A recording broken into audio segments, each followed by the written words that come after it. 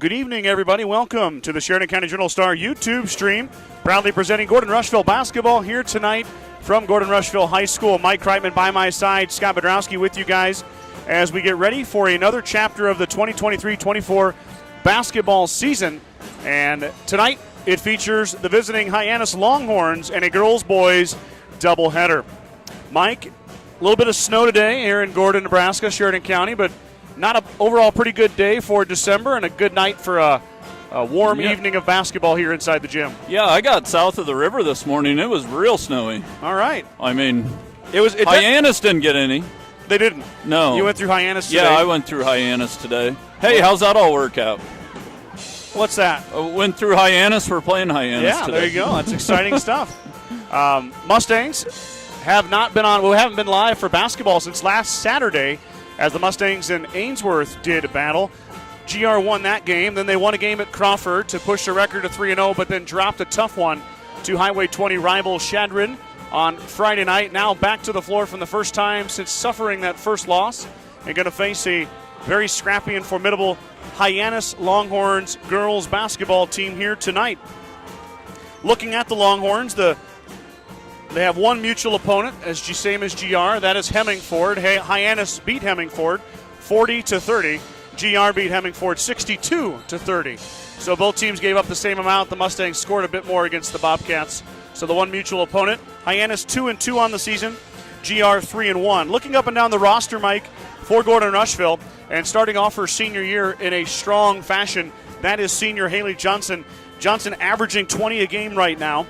And she also has 20 assists and 20 steals. So a lot of 20s for Johnson, averaging 20 and 20 assists, 20 steals, of course, for you math gurus there at home. That's an average of 5 of those two categories, 5 assists, 5 steals, and to go along with her 20 points. 20 points. That's what you call a scorer. Yeah, well, only 4 games in. But, we saw her score 28 against Ainsworth. And then she had 21 against Chadron. And the other 2 games, she's kind of been in the 15-16 range because she's been coming out. Yeah. Coach Hurlbert does a nice job of not running the score up on people and keeping things classy. So Haley hasn't really played every quarter, but already 80 points in this season. And on top of that, you get the younger girls some reps, too. And a lot of them have. All 14 on his roster have played varsity this year already. And most of them have played at least 3 games. So a lot of experience going to the younger ladies. Mike, just something to keep an eye on as we move along here. We've got 3 home games in a row. We're going to talk about this a little bit more, and we'll see where we end up after tonight. But Johnson's only 61 points away from 1,000. So she's got 3 games here. She's got tonight against Hyannis, and then also Bennett County on Friday, and then Valentine on Tuesday, all at home. So if you guys are watching from home and you're in the area, get your butts down here Friday or even next Tuesday, and you could watch history being made on this floor as Johnson, I believe, would become the 5th young lady to score 1,000 points in her career as a Gordon-Rushville Mustang. Okay, let's continue on. McKinley Grover, 11.5. The big in the middle, she's had a great season so far in the paint, 37 rebounds. That's a team high for senior McKinley Grover. Then you go down to junior Braylon McKimmey. McKimmey has been great from the outside. 6 3-pointers made in 4 games. She averages 6.8 per game, 13 rebounds, 13 steals for the junior guard. Sky Townsend's been strong as well, another senior, 6 points per game, 15 rebounds, 11 assists. Trinity Taylor having a great year as well, 4.8 points per game, but Taylor at 29 rebounds. She's been really doing a nice job on the glass. The scoring, she can score. It hasn't quite been there yet. She had 10 against Crawford the other night, but really has not made the shot she normally makes. So keep an eye on Trinity Taylor to add to that scoring total as the season progresses. Another surprise has been Rowan Simonson. Simonson, the sophomore, 6 points per game, 25 rebounds, 11 steals. So Simonson, in her first real varsity or prolonged varsity action, having a strong sophomore campaign. No, she comes in and plays hard. She does. Addison Slama coming off the bench, the guard, 2 points per game, 12 rebounds, 12 assists for Slama. Lily Schmidt, the senior guard, comes off the bench as well. She's got 3 rebounds, 2 assists. McKaylee Grover also coming off the bench, 3 rebounds. Lindsey Simonson, Reese Simonson, Kylie Goings, Ashlyn Denning, all contributing in those reserve roles. And then also the Mustangs got back on Friday, Mike. They got Riley Schultz back. Little spark plug guard that's really good on defense and can shoot it. Schultz returned to the lineup against Shatter, and she's been nursing that ankle that she hurt all the way back in volleyball. We know how those can kind of linger. So we'll see if Schultz is feeling closer and closer to 100% as the season progresses. For the Longhorns, Charles Ferguson is their coach. make things easy on us, Mike, he's listed as the coach for the boys team as well. Oh, so Charles, that does make it easy. Yeah, Coach Ferguson does them both. No stats for Hyannis. They don't have any on their max prep, so I don't have any idea who scores what. They carry, looks like, 9 young ladies, 2 seniors, Kylie Parks and Reagan Anderson. If I remember right, Faith Ferguson was a freshman last year. She scored in double figures against the Mustangs. Faith can score it. Also an outstanding volleyball player, so we'll look for maybe Faith Ferguson and company to score here tonight for the Longhorns. I want to note a couple things, too, Mike. Johnson and her teammate, McKinley Grover, are moving up the ranks in the top 10 of all time in several different categories. McKinley Grover has pushed her way into 9th in career rebounds in GR history. 453 rebounds for Grover in her career, only 4 games into her senior year as well. So McKinley is going to be climbing that as the season goes on. Could maybe get to the top 5. And then also Grover 10th in points all time. That's another area which she could possibly get up toward 6th, maybe 7th, if she has a good season. So we'll keep an eye on that. Impressive. Yep. Johnson, as we mentioned, she's 5th in points of all time. The next stop for Johnson is the 1,000-point club. So Johnson, I believe, would be the 5th young lady in Gordon-Rushville history to make 1,000. She's 4th all-time in assists, and she's only 17 away from tying that career record. So another career record that's going to come into play for Haley Johnson is the career assist record. She's 4th in steals with 256. She still trails by 62 for that record. Who has that record? Callie Schultz does. Oh, okay. 316 steals in a career. So Johnson, she had her sophomore year, she had over 100 steals. That would easily give her the record. But then last year, with the weather and an injury, she only got to about 60. So I'd say she's got the potential if Mother Nature cooperates, and also hoping for good health as well. You never know. Also, Haley was dinged up a little bit last year too, wasn't she? Hamstring. Yep. In the Sydney tournament it happened. She missed 3 games, and then the Mustangs lost 6 games to weather. Yeah. So Haley missed 9 games last year with the weather in there as well. Johnson also 4th in career three-pointers made. She's got 68 in her career. That's 35 behind graduating senior last year, Tessa Hurlbert. So Johnson not really known for making threes. She's made quite a few in her career, but does a lot of her scoring from the paint and also with jump shots. But you never know. 35 is attainable, and I know Coach Hurlbert wouldn't turn down a couple more three-pointers. As we've worked our way to about 1 minute to go here before tip between the Longhorns and the Mustangs in the first game of our doubleheader here tonight. Well, you had the camera right, Scott. I had to come in here and mess with it. I didn't. Honestly, I leveled it. Yeah. And I didn't change any of the settings you had. Oh, I guess I use it for wrestling. Oh, yeah. I did wrestling now. No, I'm just saying I moved it up a little bit. You couldn't quite see the whole backboard, but. No. You look good there. That looks good. Looking good. Mr. Slama is going to go through the formalities here. We're going to have the national anthem. Looks like it's going to be sung by Miss Funk down there, the sophomore. All state, mind you, Amara Funk. Did you ever see Mr. Ming's Facebook post of everyone at All-State Choir singing at Embassy Suites in Lincoln? I didn't see that. Oh, you need to get on his Facebook. I'll go take a look It at is sweet. I mean, yeah. Cool. And Amara was the only representative from Gordon-Rushville there for that. So. And I mean, they just lined the balconies of Embassy Suites. Everybody in the whole state that made it to All-State Choir. I see Quinn. There she is. The queen of the Kreitman household. All right, Mike and I are going to stand here, remove cover as we get ready for the national anthem. Following that, we'll have the starting lineups.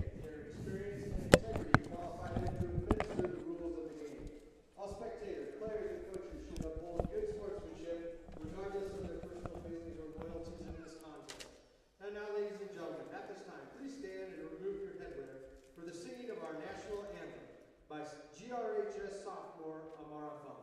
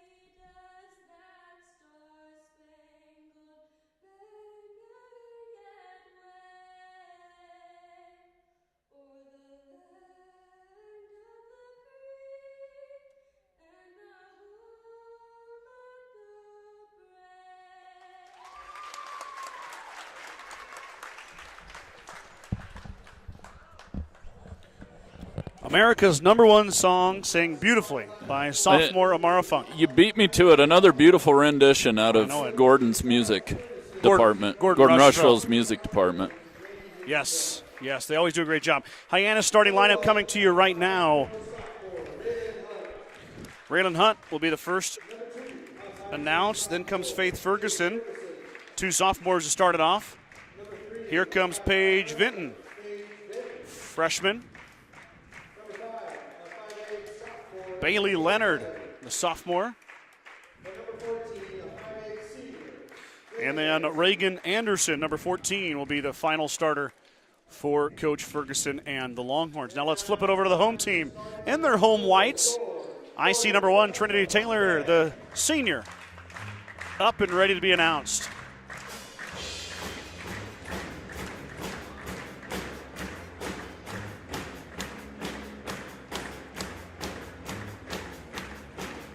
Mr. Slama forgot the starting lineup. he had to make a move.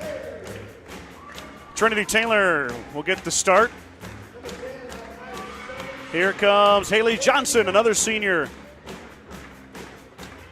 McKinley Grover now up and ready to go. McKinley Grover with the pink shoes. Pretty fancy shoes for this year. Them are way nice. Braylon McKimmey, the junior guard, will head down the tunnel of cheer. The kids call them drippy nowadays. Drippy? Drippy. Those are drippy basketball shoes. Neat. Yeah, drippy. Okay. Sky Towson, your 5th and final starter. Taylor, Johnson, Grover, McKimmey, and Towson, your starting 5 for the Mustangs here as the official heads to the circle for the tip. Yeah, I think I might be just a little loud, Scott. Okay. I can almost hear some echo. We'll try you there. Yeah, that's better. You sound okay in my headset, which means I think you sound okay at home to our viewers. Okay. Just don't go screaming on me now. All right. I won't get too out of hand. Taylor against Anderson. The tip will be controlled by Taylor as she flips it right to her teammate, Sky Towson. The Mustangs get a chance to draw first blood here. Taylor working inside. She's fed by Johnson. Taylor spins, and now she'll shoot it. Back iron, no good. Rebound comes down to Faith Ferguson. Nice job of getting the ball inside right off the bat, though. Mustangs working a little bit of a Suedo press, not full on full court, as Johnson applies ball pressure to Hunt up here on top. Now Ferguson will drop it off. Mustangs seem to be in a man-to-man to start. Nope, never mind. They're in a 3-2 zone. Might be a little trap zone, Mike, or just straight 3-2, you think? Or is it box and one? Anderson cuts. No good there as Taylor applied the defense. Good defense from Trinity. Johnson thought about the 3. Now she'll take it. She lets it rip. It looks off left. It just rolls off the rim. No good. Rebound down to Bailey Leonard. Mustangs 0 for 2 to start things off. Ferguson dribbling. Now finds Hunt, and the Longhorns will settle in. Back cut. Anderson was there, but the pass was not. Official plays dodgeball and gets out of the way, but they're going to say it's off the Mustangs. Deflected by the GR defense. It'll stay with Hyannis. I'm going to have to look into this defense here just a little bit. Are they trying to set up kind of a trap D? Interesting wrinkle from Coach Robert as Johnson. Oh, there's the trap, almost. Taylor bid on it. Grover recovered. Good pressure from McKinley Grover, and Towson rebounds the air ball on the backside. Coach Holbert's got a lot of stuff. Well, and you got 4 seniors out there, and then McKimmey. Yeah, you can do a lot of things. Towson, beautiful step through. Wow, straight body checked. No call. We're going to let him play. Mustangs 0 for 3 now. 3 pretty good looks have not gone down. Neither team with a basket here as we approach 2 minutes gone in the first quarter.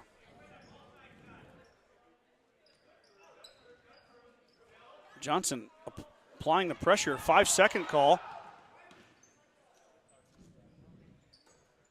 Hyannis in really no hurry here, Mike. No, they're not. Trying to slow the game down a little bit. Johnson. Boy, Hunt held on to that ball for a long time.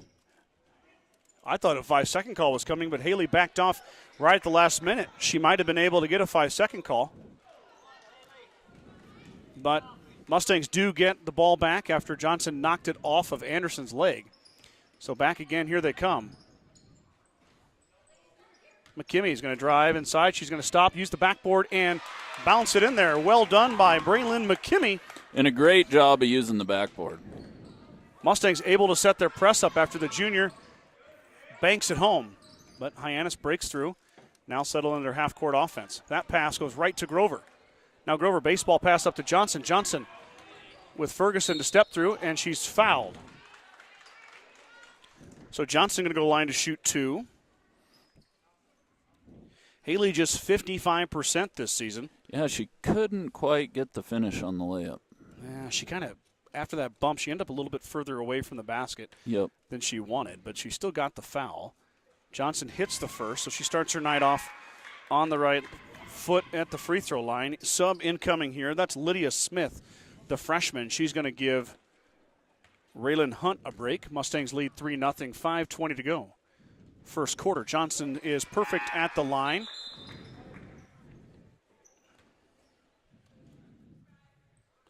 And Addison Slama is going to check in for Sky Townsend. So the Mustangs go to their bench for the first time. A little more guard-centric here, Mike. Yeah. There's a bad pass. The Mustang press didn't do much there, but it did cause the turnover. Oh, and give Sky a chance to get a little breather here. That's fine. No, you can put Sky in, too, for Taylor or Grover. Yep. So you're going to rotate your bigs here. Slama's done a nice job in her sophomore year, her first varsity action. Of course, Taylor's going to get a travel there in the lane.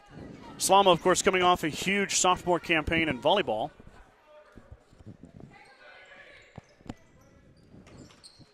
An all-state campaign, if I'm not mistaken. Honorable mention, yep. Honorable mention.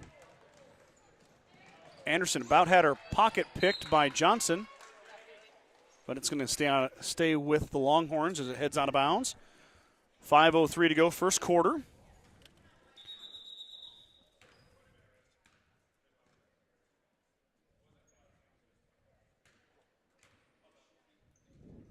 Ref gave her a bad pass. Oh. There's a deflection as Johnson had it, but... Well, Haley was trying to do her little leak. She was thinking Trinity had that ball. Yeah, Trinity couldn't quite grab it. Grover with the good defense, but she got a little bit of her foot on it, so... Taylor with a nice deny there, but it does end up in the Longhorns' hands. There's a 5-second, 3, 4, 5, and that's going to go off Taylor. That's going to stay with Hyannis. 2 more subs incoming here as Hunt comes back in, and we're going to see Ella Lincoln for the first time. The freshman's going to head underneath.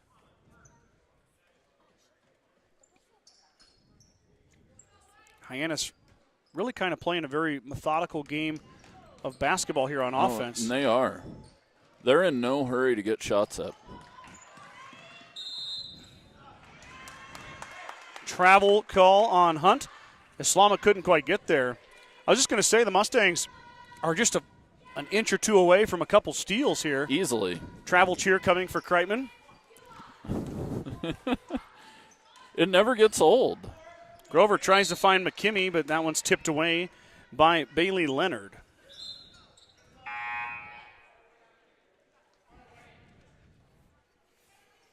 Townsend, as we said, comes right back in.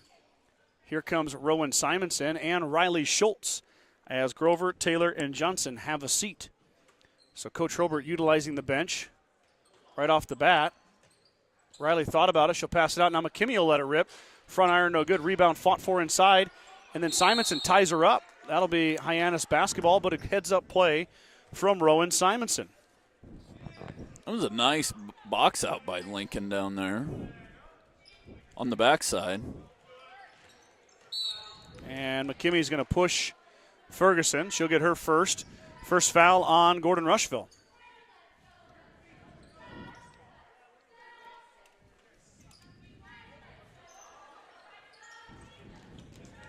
Ferguson in traffic. Gets around it. Now we hit the floor. We got a fight, and Ferguson throws it off McKimmy's back. It'll stay with Hyannis. Heads up play by Ferguson. Mm-hmm.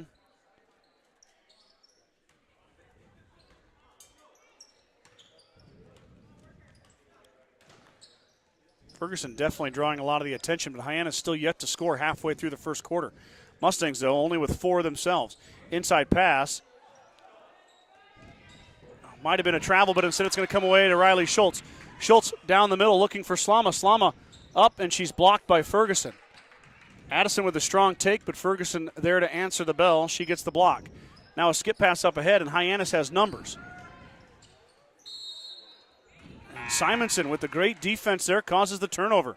Yeah, that's a good job with Simonson by staying straight up. She didn't reach. Moved her feet.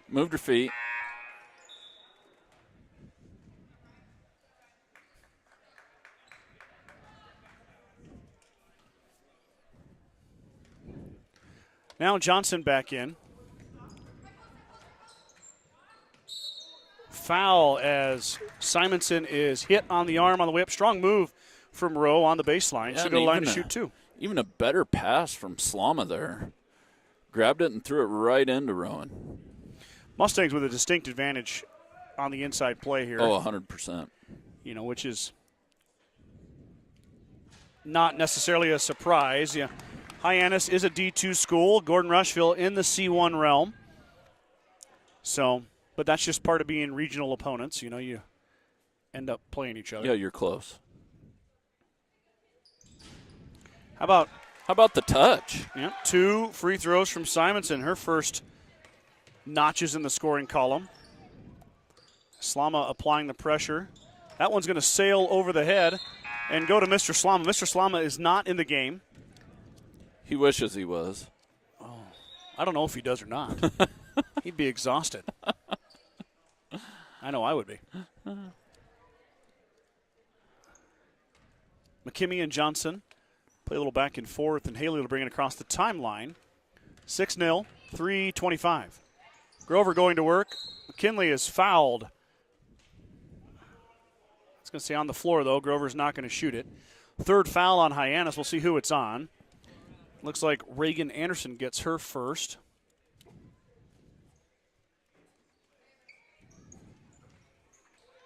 Rowan Simonson on the feed from Johnson. Good job of keeping the ball high. I think you're noticing a trend. I love it when the post players don't bring the ball down. Mm-hmm. I love it. Mm-hmm. I think you've mentioned that a time or two. Yeah. Maybe. And I don't know the science behind it, but you bring that ball down. Well, you just bad things happen. Bring it in traffic. Yeah. You keep it high, your odds are much better. Should never come below your chin. Hyannis has got to hurry. It might be a 10-second call coming. There it is. So the GR defense holds strong on their press. They don't get a steal, but they get the turnover. Take over here, 3:05 to go. 8-0 is your score.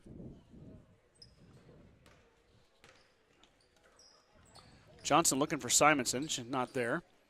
She'll rotate it around. Now find McKimmey. McKimmey left it short. Fighting inside is Simonson. She grabs it off the tip, and the offensive rebound put back in is good for 2. And 30-second timeout. Hyannis, 10-0. Everything worked out in that offensive series. And sure did. And Simonson's got 6 here. She's already got her season average, does the sophomore. Let's Go Mustangs. Certified public accounting firm Casey Peterson LTD wishes all Mustang student-athletes a safe and successful season. CPAs Sarah Rickgarn, Mike Coombs, and the professional staff at 216 South Main in Gordon can handle all of your tax, payroll, and accounting needs. For more information, call 282-0842 today. A Grocery Mart, your locally owned hometown grocery store, is proud to support the Gordon-Rushville basketball teams. Stop down today to pick up all your grocery needs, including fresh meats and produce. Grocery Mart is open 7 days a week at 228 North Main Street in Gordon.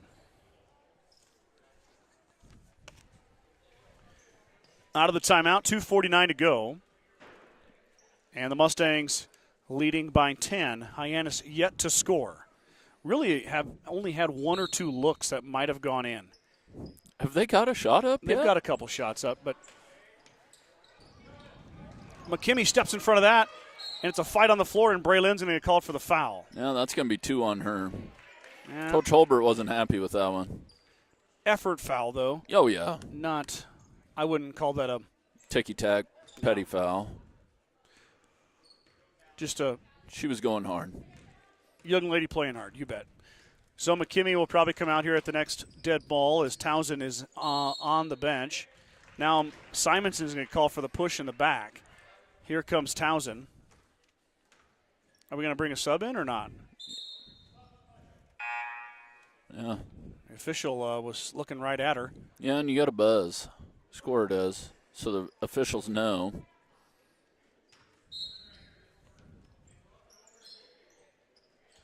First foul on Rowan Simonson. 2 on McKimmey, 3 total for the Mustangs. There's a dangerous pass, somehow brought down. Now on the baseline, she's cut off. Shot up. It's going to be long, and Grover's going to fight and corral the rebound. Now a baseball pass up ahead, and it's stolen away by Ferguson. As Grover tried to beat Ferguson, but Ferguson was able to catch up to it and intercept. Inside, and Grover just takes it away. McKinley smartly pulls it down. Yeah, she didn't have her dribble there either. What a pass from Haley Johnson to Rowan Simonson, and Simonson's got 8. There's the assist. Oh. Yeah, Haley's got a couple assists to Rowe, and Taylor's going to check in for Rowan and give her a break. 8 points for Rowan Simonson. She's got a career high. I believe it's career high. Oh, nice Townsend steal. took it away. Sky floats, and big contact in the middle, no call, as Raylan Hunt hits the deck, along with Townsend. Townsend left it short, though. Ferguson dribbles it herself and fires. She airballed it. Fight inside. It's going to be blocked by Grover. Grover pulls it down, then finds Johnson. Haley on the run out. She doesn't have numbers, but she still may try to take it through. She does. Steps through. Beautiful step through in the finish. Haley Johnson for 2. That's a slick move there, Mr. We've Tryman. seen that move before, too, though. That one looked really good, though. Yeah. How about Trinity Taylor stepping in a passing lane? Trinity up, and she's fouled and won. Taylor to the rack with the finish and the chance at the old-fashioned three-point play. 1:13 to go, first quarter. It was almost coast to coast. What do you call it from half court to the basket? It was three-quarter. Yeah, three-quarter. So that's coast to coast. Three-quarter coast to coast. Yeah. Three-quarter coast to full coast. I don't know. It was a nice play. Let's just leave it at that. Taylor will let it rip, and she hits. Wow, Mustangs 5 for 5 at the line tonight. And Taylor's got 3. Johnson just about got to that steal. Probably the last of the Mustang press we'll see here in the first quarter.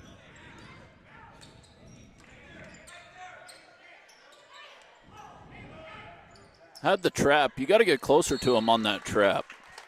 Yeah. She had a little too much space to work with.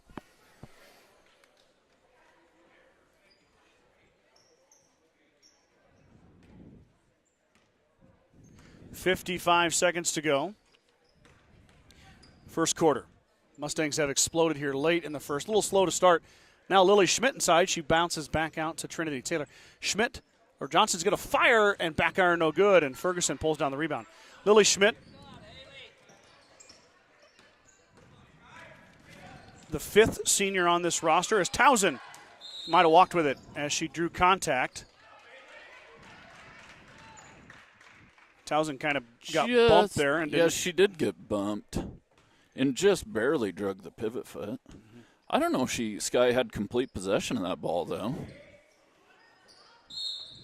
Schmidt with the kick. He'll stay with the Longhorns.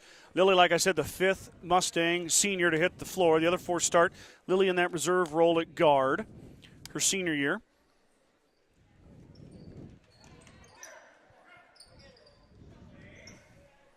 Yeah, there's the trap working out of this defense.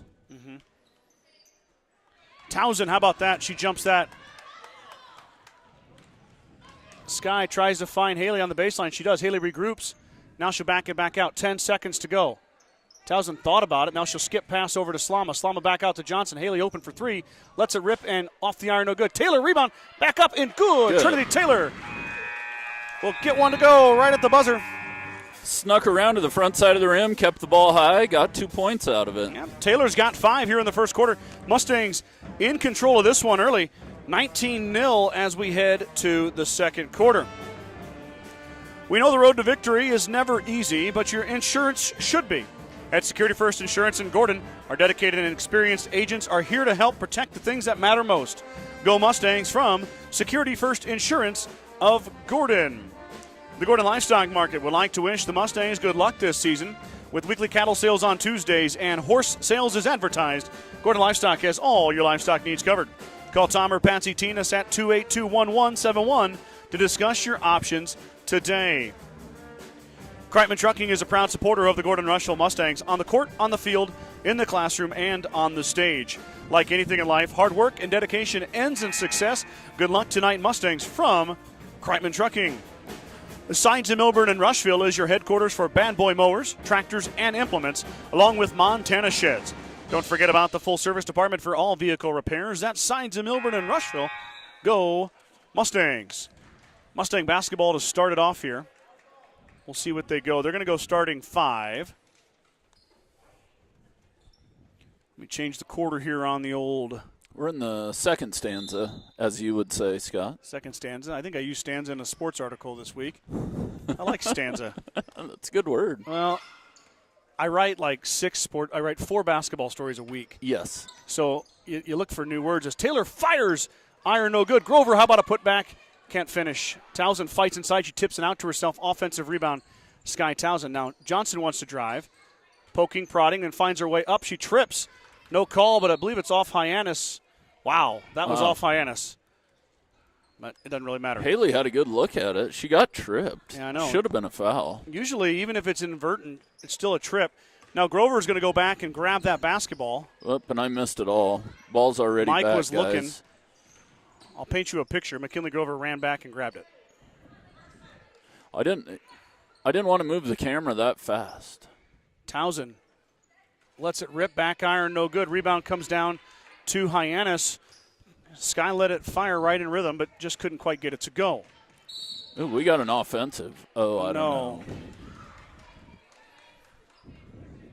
I don't think Haley was quite in position. Ferguson was definitely out of control, but I don't think Haley quite beat her to the spot.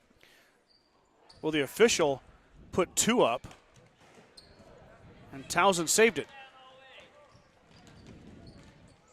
Sky finds Johnson. Johnson long 2.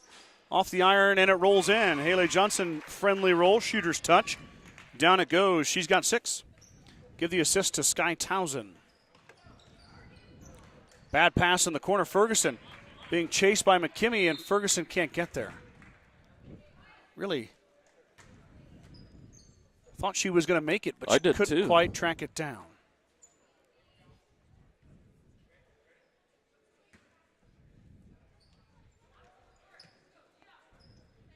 Johnson open for 3. That one's good.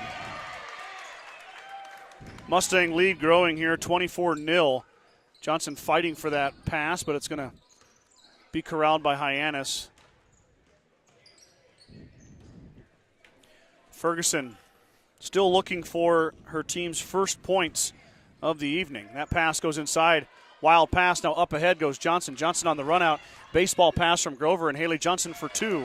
Just like that, Johnson's got a quick 7 points in a row, giving her, let me see here, giving her 11, Mike. Double digits for Johnson.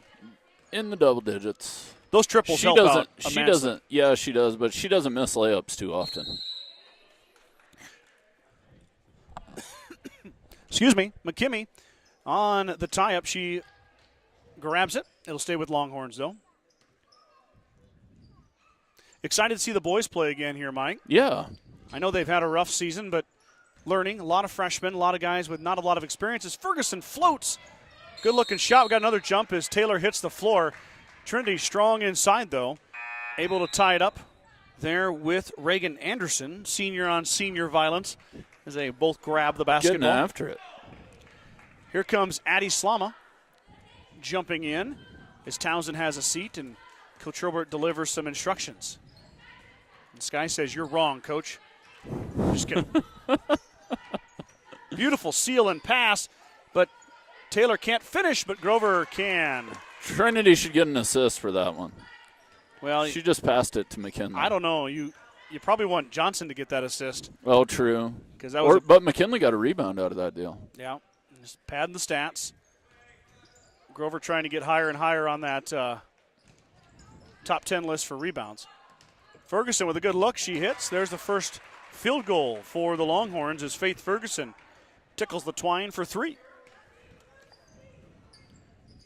Johnson finds a cutting Taylor. Taylor can't get it to go. Grover fighting inside, strong board and finish. McKinley Grover using the offensive glass to her advantage. She's got 4. Once again, another great job of using the backboard. You try to shoot that straight through the rim, you're not making it down there. McKimmey saved it, but it goes right to Ferguson. Ferguson driving, she floats, back iron, no good, rebound down to Grover. Grover looking for a run out, she can't find it. Drops it off for McKimmey instead. McKimmey looking for Johnson in the corner, she's open, she just hit from there a bit ago, but that one's too long. Ferguson off the side of her head, she grabs it, gets a rebound.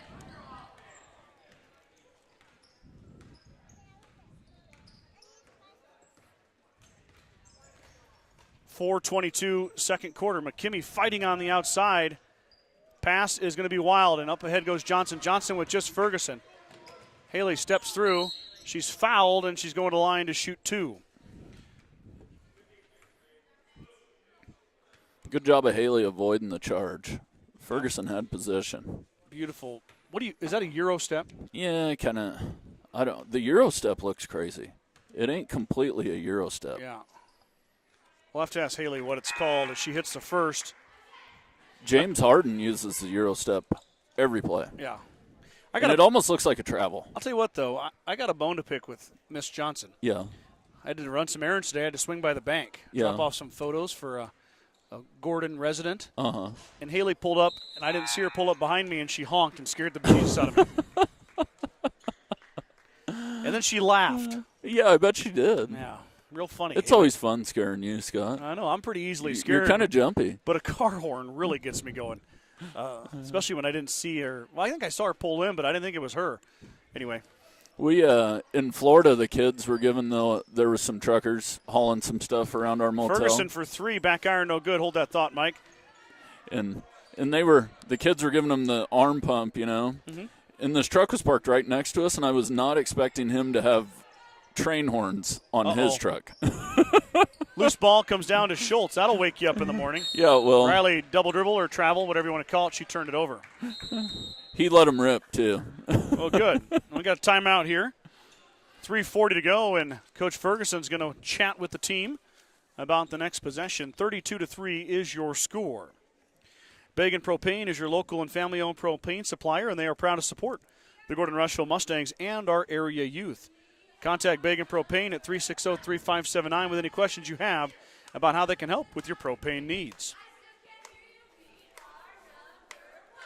At the First National Bank of Gordon, we are invested in our customers' financial success. Celebrating over 130 years of service and commitment to our communities, we make all decisions in-house to meet your needs. Stop in to visit with one of our new account reps or lending officers today. Go Mustangs from F&B of Gordon. 4 cheerleaders tonight. A lot of them are playing. Yep. Do we call, is that Gordy? Yeah, that's Gordy. Gordy the mascot's here as well. Gordy the Mustang. Gordy the Mustang. Well, the Mustangs in the girls' portion of the doubleheader are on a roll. 32-3.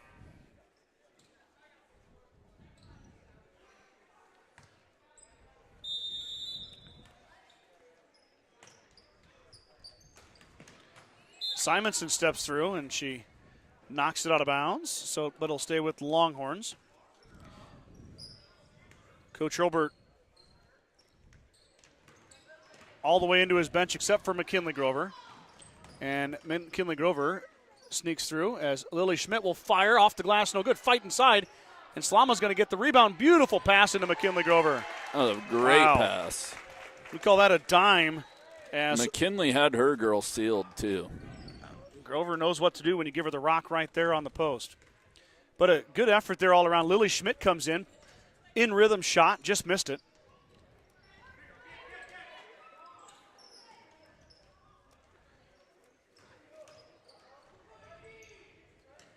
How about that? That's great defense. Riley Schultz just ties her up. Feisty. Defense is all played with your attitude.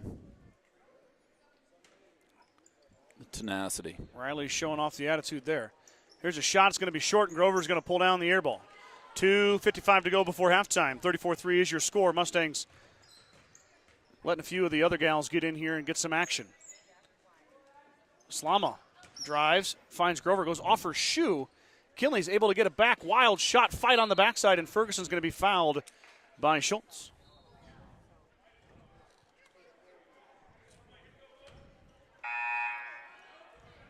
Coach Ferguson's going to empty his bench, and Coach Robert's going to run out a line change as well. The only remaining player will be Rowan Simonson, as Hurlburt and the Mustangs have gone 9 deep in their roster so far.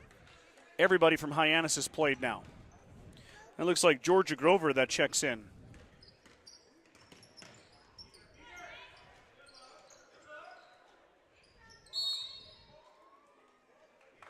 McKimmy's going to get her 3rd foul.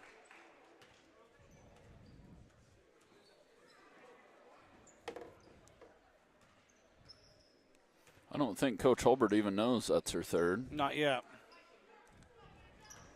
Coach Johnson just told him. There's a wild pass, but it looks like it must have been deflected. I couldn't see it behind my laptop. Yeah, I think Haley got it.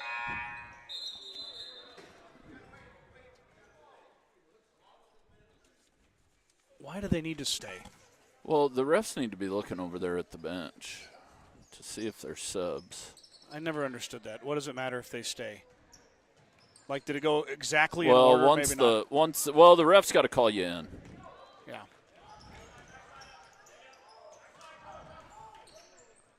McKimmey open for 3. Got it. Braylon McKimmey with a triple. Free hot dogs. No. Free hot dogs for everybody. Just charge it to Mike Kreitman. Kreitman Trucking sponsoring free hot dogs. Ferguson crosses over, but she left it short. Goes out of bounds. Back to the Mustangs. In comes Lily Schmidt for Braylon McKimmey. McKimmey would have came out sooner, and she wouldn't have hit that triple. Yeah, if you had took her out, she wouldn't have hit it. Nope. So 1:48 here before halftime. Johnson passes up ahead to Schmidt. Skip pass from Schmidt to Johnson. Johnson on the step through, drops it off beautifully for Trinity Taylor. How about another assist for Johnson? And Trinity Taylor's got 7. Mustangs are going to empty their bench here.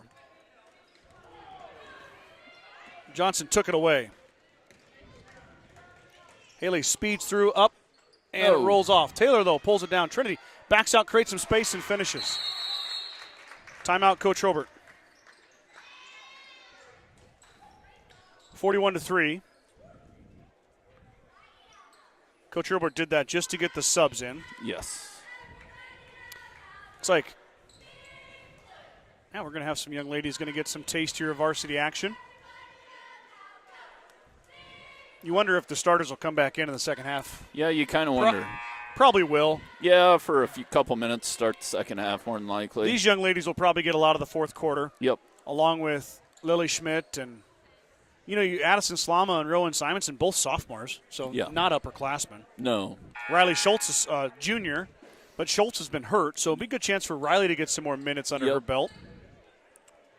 And a good chance to get a little rest for some of the seniors. You don't want anybody getting hurt in a game like this.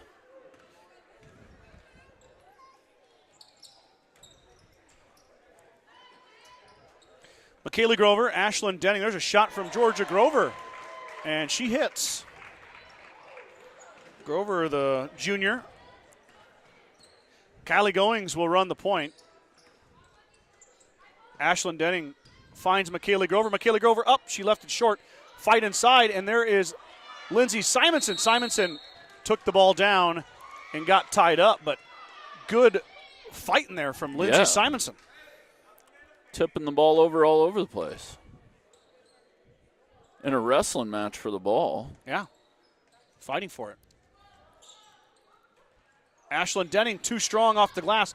Fight inside, loose ball. McKaylee Grover tied up. And we got a jump ball. It'll be Hyannis basketball this time. Mustangs with a couple of good looks. Simonson and Denning not able to convert. Lindsay not related to Reese and Rowan. No. Reese and Rowan are twin sisters. Lindsay just shares the same last name. Kind of strange to get that many Simonsons on one team. I know. It's not a very common name. And they're not related. Yeah. It'll be Mustang basketball. They stole it away. I think Goings got it, but on the run out, it goes off of Hunt. 21 seconds to go first half. 41-5. Foul by Raylan Hunt as she got caught reaching. Trying to be aggressive on Kylie Goings. Not a bad idea. Kylie hasn't been in yet. Kylie is sophomore, getting her first taste of varsity action this year. She's played in 3 games so far, 3 of the 4.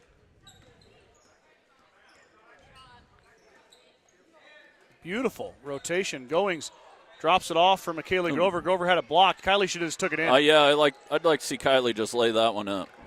Just jump as high as you can, take it up strong. That shot will fall short. We're headed to halftime. Mustangs leading the Longhorns 41-5 as we hit the break. Let's take a commercial break. Mike and I will be back after the halftime festivities with the second half right after this.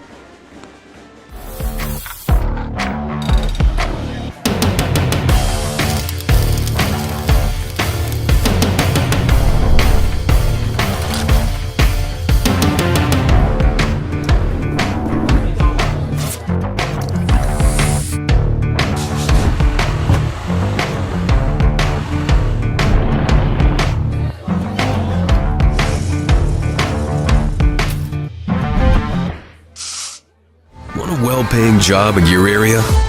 Join the 21st Century Equipment team. We offer a fun, family work environment with room for growth. We embrace the rural lifestyle by providing solutions to our local farmers. Work on top-of-the-line John Deere equipment with competitive wages. Take your career to new heights while remaining grounded in the community with 21st Century Equipment. Apply online at 21stcenturyequipment.com. With the dawn of every new day come countless new demands. At New Holland, we know the value of reliable planting.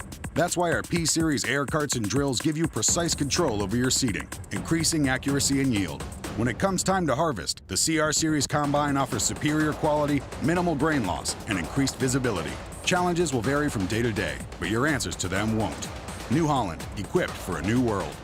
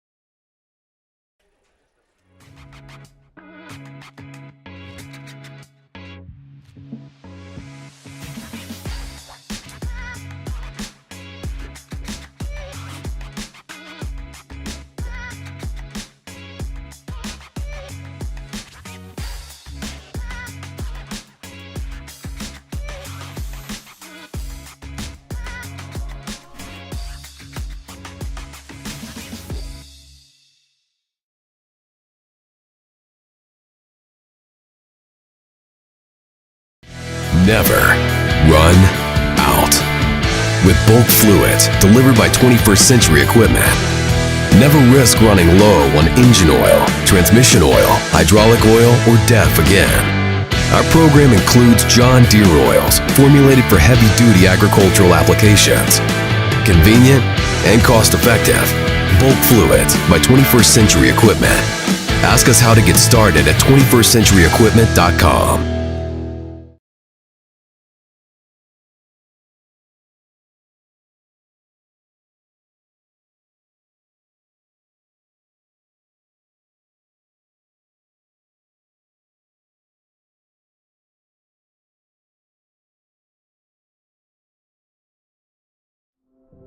There is a new world out there, revealing itself in unpredictable ways.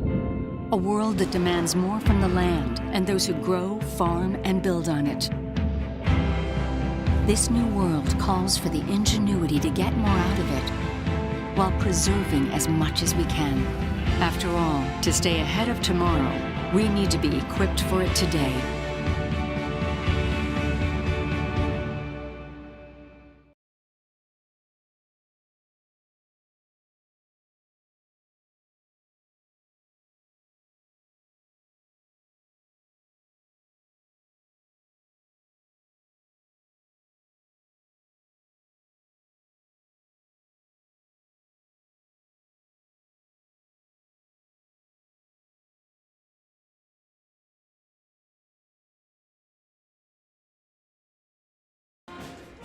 All right, the teams are making their way out of the locker room here as we get ready for the second half of basketball. This one's been a tad lopsided. I guess that's the understatement of the year. The Mustangs are leading this one 41-5. Looking at the Mustangs, they're being led by their leading scorer, Haley Johnson. Johnson has 13 points here. Let me double check that. Yep, 13 points for Johnson. That's 7 under her average. But I don't know if she'll get there tonight, Mike, because Coach Herbert's really good about keeping things classy. Yes. You know, and not running scores up. So and what an opportunity for the younger girls to play some. Well, yeah, we've already seen the whole bench for Gordon-Rushville, and they'll get a lot of action here in the second half, and we'll see what goes with that. Trinity Taylor's got 9 as she's the second leading scorer for Gordon-Rushville. Rowan Simons had a quick 8 in the first quarter and has not scored since then, but still at 8. Third on the team, McKinley Grover's got 6. And Braylon McKimmey has 5. For Hyannis, Faith Ferguson hit a 3 there in the second quarter, and Georgia Grover hit a 2-point shot for their 5 points. Like I mentioned earlier, maybe some of you guys were not on, it's going to be a busy broadcast week for us as Bennett County comes back in to GRHS this Friday, and that's going to be a game for Mr. Brad Gates and I. Brad will join me for his first basketball action of the season. Excited to have Brad back on. And then on next Tuesday, there'll be a girls JV varsity doubleheader with Valentine. That's that split with Valentine that happens every year, Mr. Kreitman, where the boys play late in February and the girls play in December. So I love how you can always count on the basketball schedule to be pretty close to the same. Yeah. Yeah, I mean, it's pretty much the same every year. Yeah. And GR did not play Bennett County last year. Oh, they didn't? No, that game got – that was one of the snowed-out games. Snowed out. That and Torrington and I think Bridgeport, too. Boy, I was just looking at the weather today thinking how lucky we are this year compared to last year. Yeah, Holy smokes. What day is it today? Is it the 13th? There's 12th. Yes. We are, I think it was the 17th of December last year when we got 28 inches of snow, 50-mile-an-hour winds, and snow that stayed in, I know at my place, north of town, it was May 10th. And that snow is finally about gone. Yeah. Came on December 17th, 18th, and did not disappear till May 10th. So, yes, when we go outside and people say, oh, it's warm, it's too warm for this time of year, be quiet. Yeah, cool it. This is nice weather. Shush. Shush. Don't want to hear it. It'd be nice if it would make a little ice, though. For ice fishing? Yeah. I won't tell you who was ice fishing today, but I know somebody was out on it. Oh. So. Oh, some of them guys are crazy. I know where Karen's brother's been out on 2 inches of ice fishing before. Nope. I fell in once. It's not fun. I know that couldn't be fun. I will stay off. I will wait. I'm a very patient fisherman. I'm lucky you can go to the store and there's this brand called Van de Kamps, right? You can buy whatever kind of fish you want. You don't got to go on 2 inches of ice. Call me when it's at 10 inches. Okay. 4. You can walk on 4 pretty easy. I know. I prefer a little extra. 8. 8's good. 8's pretty comfortable. 8's are really nice, yeah. Nice number. All right. The starters are going to go. Except for Lily Schmidt. The 5 seniors will start it off. Lily did not start the game. Played quite a bit in the first half. So Coach Robert's going to go with the 5 seniors. We'll see how long he goes with them, probably for a couple minutes, and then that'll be the end of their night. Johnson in the corner. She thought about it. Now she'll step back out. She'll find Schmidt. Schmidt open for 3. Lets it rip. Back iron, no good. Fighting side is Grover. Grover fouled on the putback. So McKinley Grover rebounds the missed shot, and she's going to line for her first. Are we not running clock yet? No, it's 40. 40, okay. So we're at 36 now as your lead. So at 40-point lead, the clock will run as Grover's first is too strong. Kinley has been looking for her swag at the line this year. She has. She's been a little bit off, and that will help. You got to see one go down. And she does right there. She made one to start the year, and then she made one at Chadron. But at one point, she was 1 for 7. But McKinley's a better free throw shooter than that. She will bounce back. It's early. That was the third a lot of foul. basketball Third foul play on senior Reagan Anderson. As it's taken away, Johnson trying to get up ahead on the run out. She does make it there, but she'll have to step back. Haley now to Grover. Grover wide open. Left hand finish. Ooh, the left hand was nice. Everybody tries to shoot that with their right, and they ended up right in the elbow of the rim. And Grover changed her angle of her body, used that left arm, extended it, and finished off the assist from Johnson. Haley's got a pile of assists here tonight. Not a lot of points, but she might have 5 or 6 assists. And probably should have about 3 more, too. Yeah.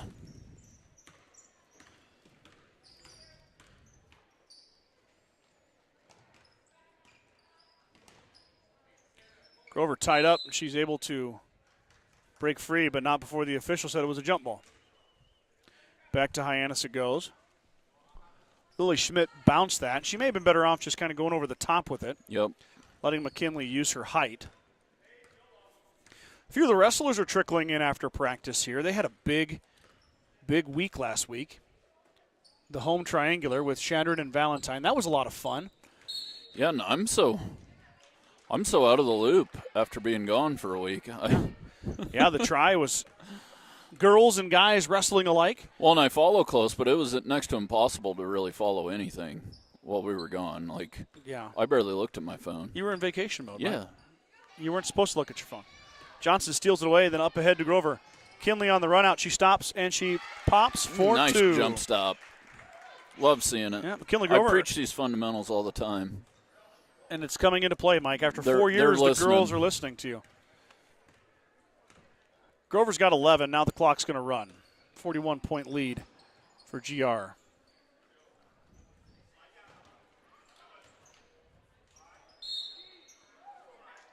Traveling violation. Longhorns turn it back over.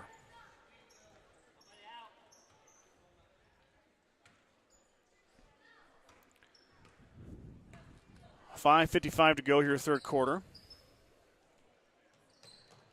Schmidt comes all the way around baseline shot. Lily, back iron, no good. Taylor pulls down the rebound. She goes back up, leaves it short. Fighting inside, and rebound comes down to Ferguson. So the Mustangs come away with nothing after 2 shots.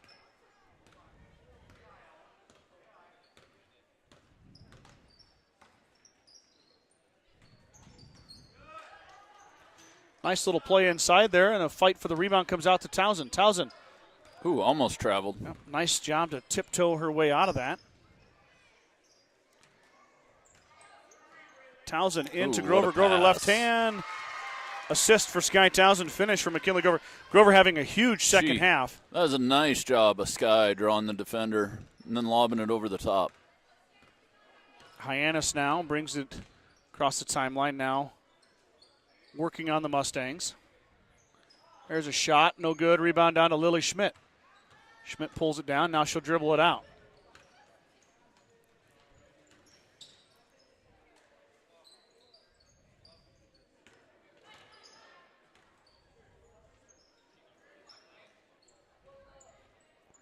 Johnson open for three. She'll step back. She'll shoot it.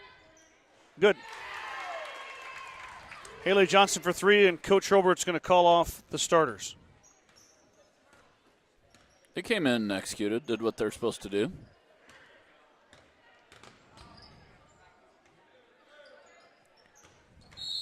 Schmidt bumped. That was Bailey Leonard.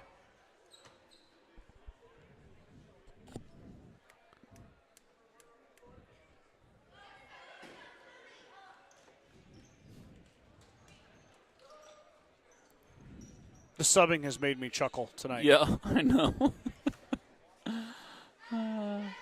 I've never seen a more clunky subbing I haven't either. going on between, I don't know whose fault it is, but it's just been clunky.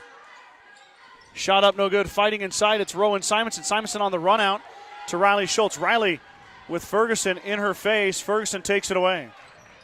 Schultz turned it over.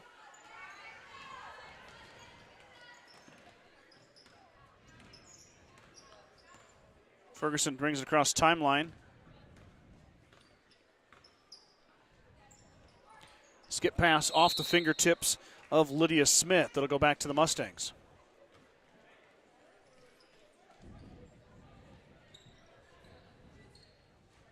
They moved the student section, Mike. Yeah, they moved it in front of us. Was that on purpose? Yeah, Casey talked to me about it. He wants to move them over here next to the band. It's a good idea. Simonson leaps up, grabs it, and hits. Good-looking shot. Rowan Simonson with her first bucket since the first quarter. She's got 10 now. Mustang lead grows to 53-5.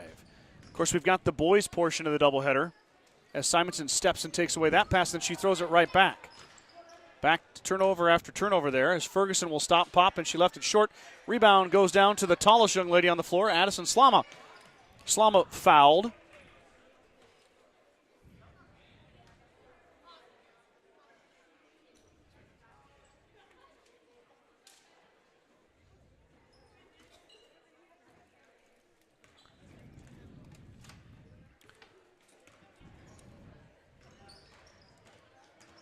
Schultz all the way through. Kicks it out to McKimmey. McKimmey lets it rip.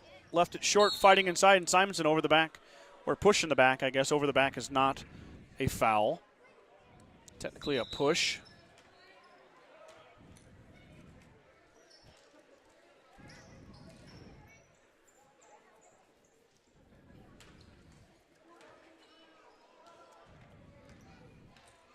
.140 to go here. No stoppage of play in the third quarter as clock continues to run.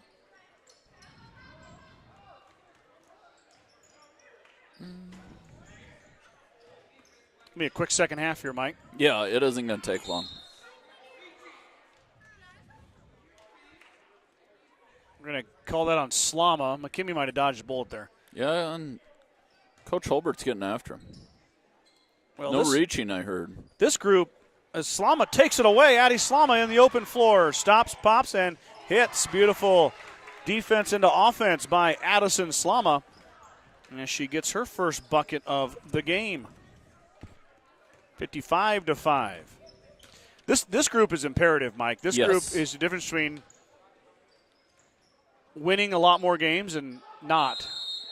Because the five starters are solidified. Oh, yeah. They've got the experience.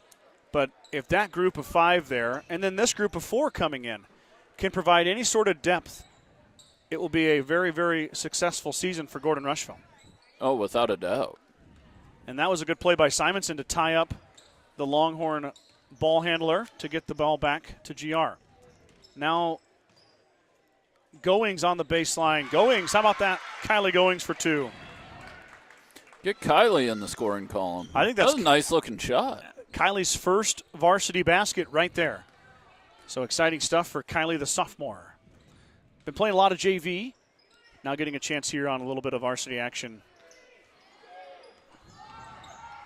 Last second shot. Oh, that almost went in. Just about went down. Here we go, fourth quarter. Mustangs leading 57-5. Let's thank our Star Club members real quick. List is quite long. Dale and Shirley Atkinson, Kenny and Terry Peterson, Bradley and Brooke Gates, Justin and Brooke Simmons, Vern and Sharon Johnson, Marty and Connie Schwarting, Jim and Karen Dellinger, Wade and Sterling Leeper, Shelley and Deneen Anderson, Michael and Christina Ziller, Larry and Danita Turnbull, Mike and Marlene Slama, Ryan and Jill Alcorn, Steve and Brenda Belisle. BCC Pro Foam is proud to support Gordon-Rushville student athletes in all their endeavors. Are you cold in the winter or hot in the summer? BCC Pro Foam is here to help. We provide spray foam insulation, roofing coatings, and concrete lifting for residential, commercial, and ag buildings. Call Colton today, 360-1343. I believe the junior high girls completed their season tonight with a home game. Oh, that was their last game? Yep. It's quick. Yeah, it is quick. Now they got to get 2 sports seasons into one. Now they're going to switch, and the boys will take the basketball season in 2024. Coach Robert leaves the same girls out there. We got girls wrestling this year, too, in middle school. Yep. Denning, how about that? Ashlyn Denning in open space. She hits Simonson. Reese is fouled. Reese Simonson going line to shoot 2. No JV game today for either team, but both of these teams getting every player that is suited up has played tonight for both teams, which is kind of fun to see. Yeah. Reese left it short. Simonson has not attempted a free throw on varsity yet, so that's her first one.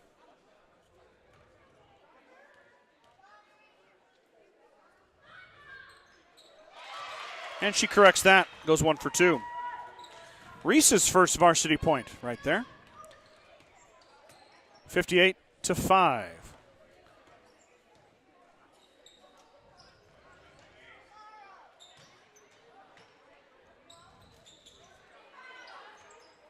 Lindsey Simonson fighting inside. Now we have some players hit the floor, and the Mustangs turn it back over. Step through, no foul called. The official letting them play. And Ashlyn Denning corrals the loose ball. Now Reese is bumped. That was over and back, but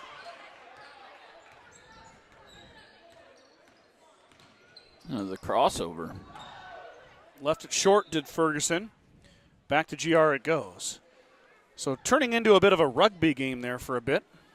Got a little physical bumping going on, but a lot of throwing the ball around. No worse for the wear. Bad pass as Ferguson jumped Goings' entry pass. She gets a steal. Now Ferguson will let it rip. She left it short.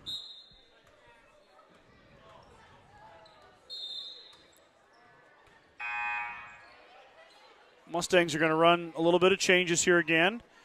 Run this group out, which includes Schultz, Slama, Simonson, and Schmidt.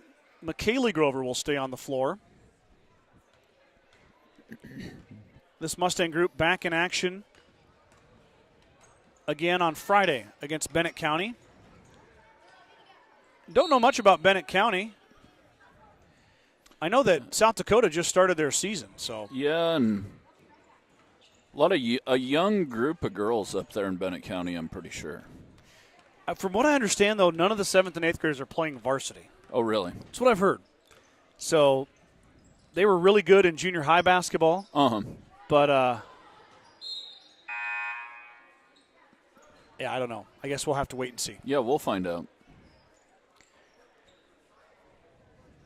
But I was covering Hay Springs last week, and Hot Springs came down to play them, and that was Hot Springs' first game. Oh, really? Last Friday. So, yeah, the South Dakota basketball season starts a little bit later. How about Addison Slama firing into the paint, but she left it short. Rebound ends up in the hands of Faith Ferguson. The Hyannis boys make their way out of the locker room, and they're dressed and ready for action. Hyannis 4-0 on the boys' side, Mike. 4-0 this year? Mm-hmm.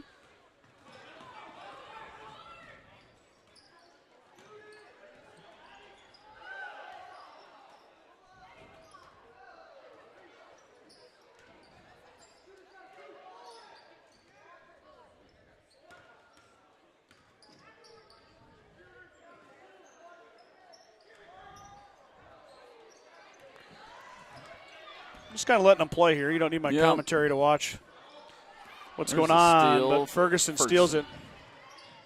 Slama lets her go smartly, and Ferguson missed it.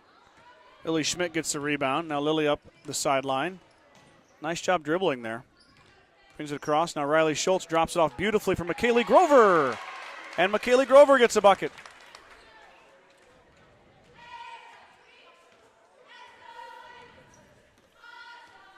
(60-5). 3:30 to go here. Yeah, Hyannis has always had a really tough, good boys team. Yeah, they like basketball in Hyannis. Last year, the Mustangs beat them by 9. That was, of course, the year the Mustangs go to state. So that was down in Hyannis. Tough place to play, too.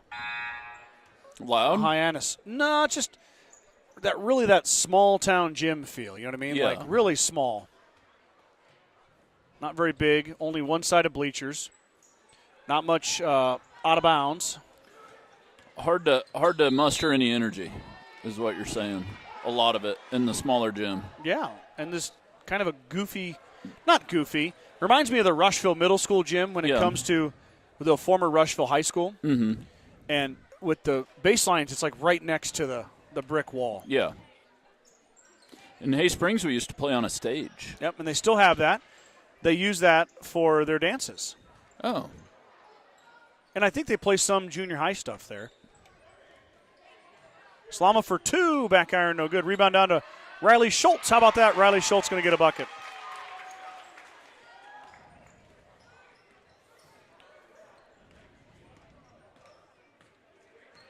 Ten different Mustangs have scored here tonight, Mike. Impressive. 10 out of 14. We're rooting for Lily Schmidt and Lindsay Simonson right now. They would make 11 and 12 if they could find a way to squeak one in as that pass sails over the head of the Longhorn receiver.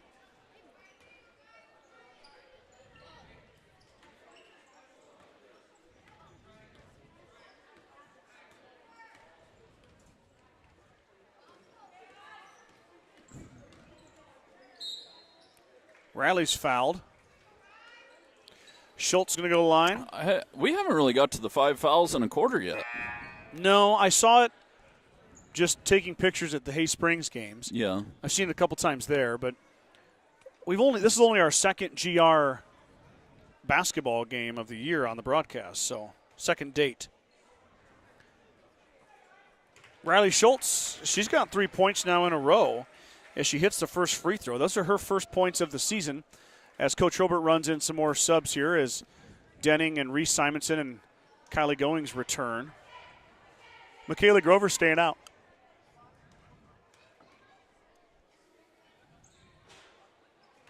How about that? Riley gets her own rebound, drops it off from McKaylee Grover. She put it long. Kylie Goings comes inside and fights for it and grabs it. Ashlyn Denning for 3 off the iron, no good. Fight inside. Schultz pulls it down. Riley looking for Denning. Denning's going to shoot it again. Left it short. Rebound tipped around and grabbed finally by the Longhorns. 25 seconds to go. This one will be win number 4 for Gordon-Rushville as that ball is knocked out of bounds. It's going to go back to GR. 15 seconds. Hyannis is going to drop to 2 and 3 on the season. Gordon-Rushville is going to improve to 4 and 1. That pass too strong. It's going to go right to Raylan Hunt.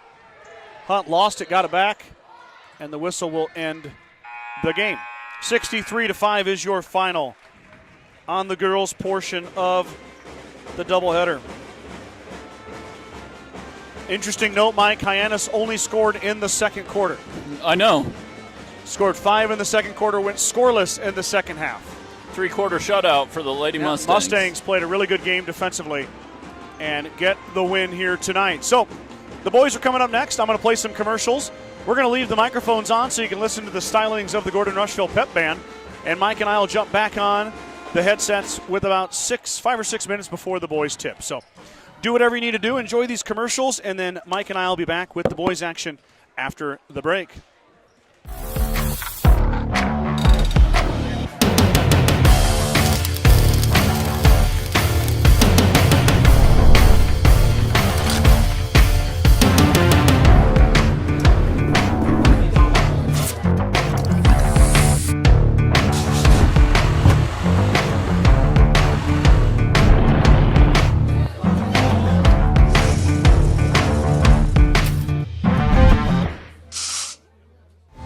well-paying job in your area?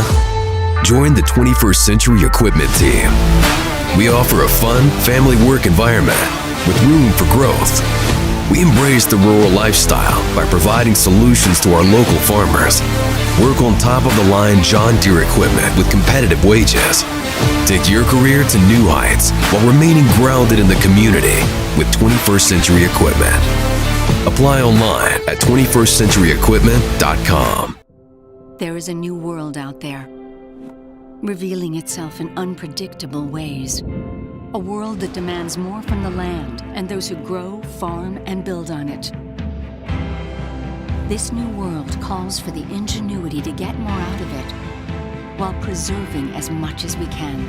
After all, to stay ahead of tomorrow, we need to be equipped for it today.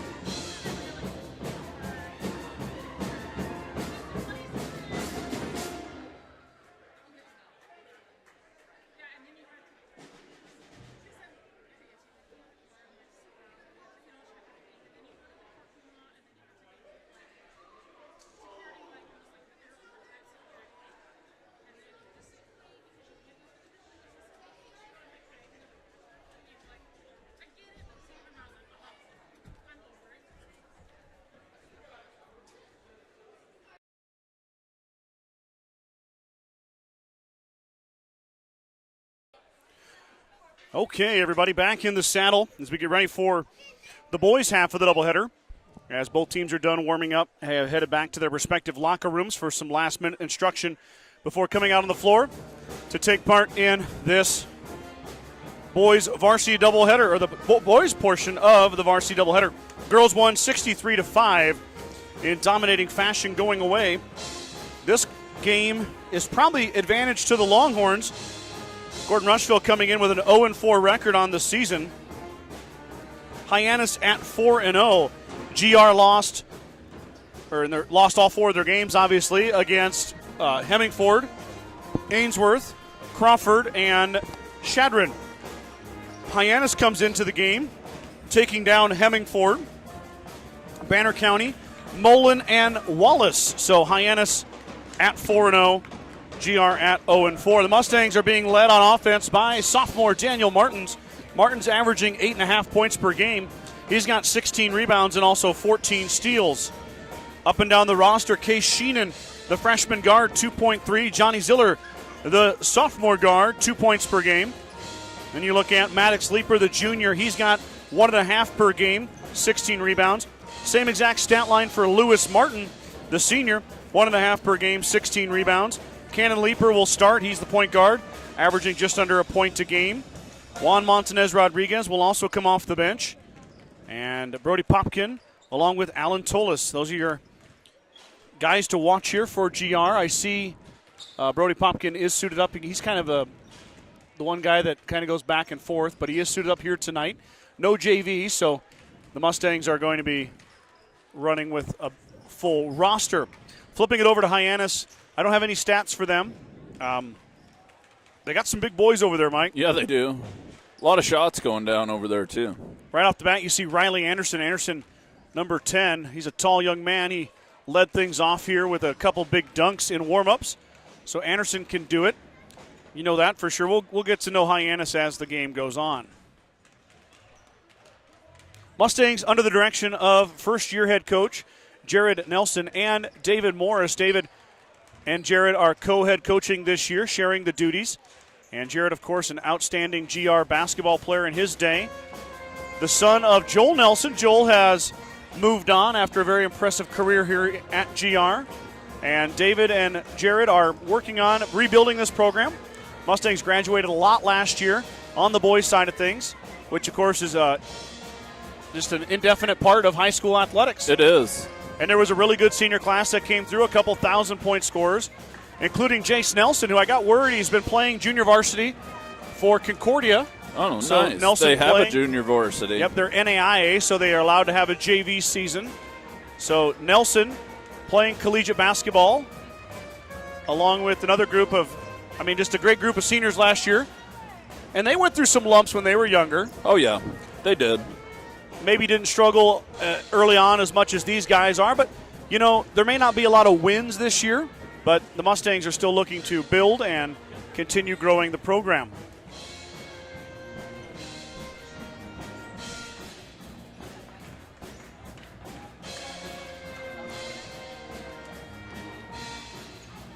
There we go. There we go. It looked a touch low there. It did.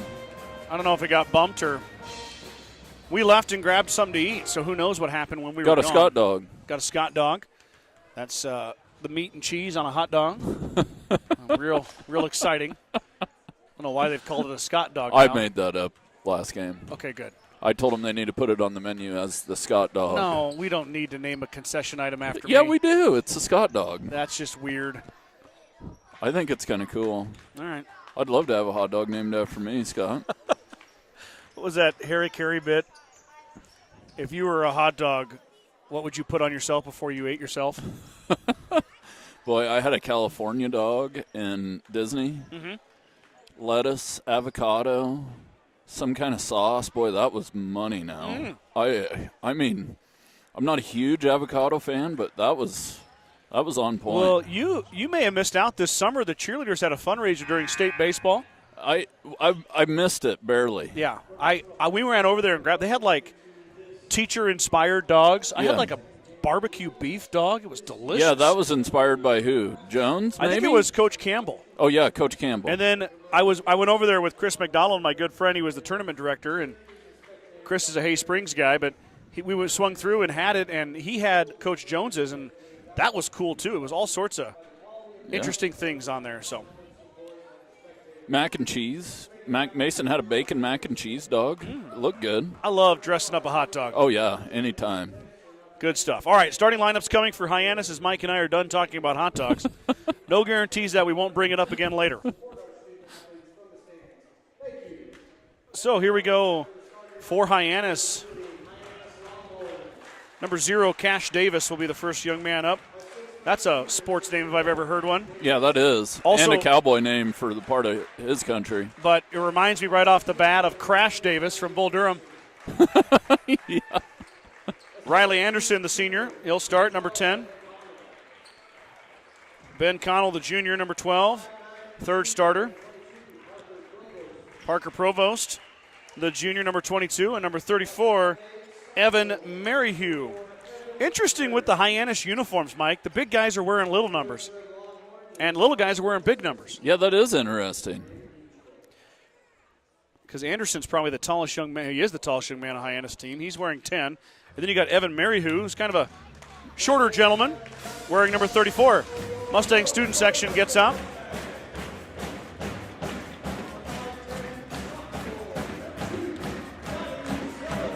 Johnny Ziller, the sophomore, first one announced.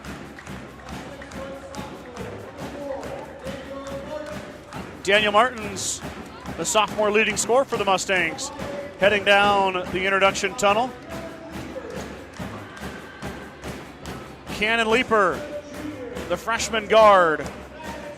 And then here comes Maddox Leaper, the junior big man. And then Lewis Martin, the senior, coming down the tunnel. Martins, Ziller, Martin, Cannon, and Maddox Leaper. So Daniel will head to the. I still hold the contention that Cannon Leaper should take the tip. Yeah, I think so. Just for fun. Yeah, just for fun. Put Cannon out there against big old Riley Anderson. We said the same thing. It's all about timing. It ain't so much about height. Yeah, well, height helps though too. Height helps, but the jump. Anderson wins it, tips it back to Maryhugh, and here we go. Underway right off the bat. Inside look, it's kicked by Martin. That was a good job by Lewis though, because wide open on the other side was Riley Anderson. So Way to get your foot in the way. Might as well. We got a sub right off the bat.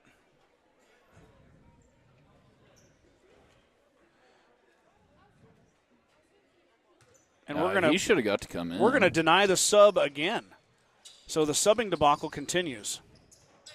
But I don't understand why he didn't get to come in because the ref hadn't handed the ball to the and they blew inbounder. they buzzed it. Yeah. I don't get it. Anyway, I guess my opinion doesn't really matter. 7:39 here. Early first quarter drive and a foul. It looked like it could have been a travel, but they're going to get the Mustangs for a push. Yeah, I think Johnny kind of pushed him in the back just a little. Now we're going to bring a sum in with no buzzer.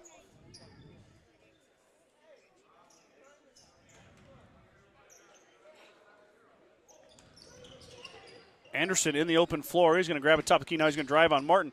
Anderson up and good.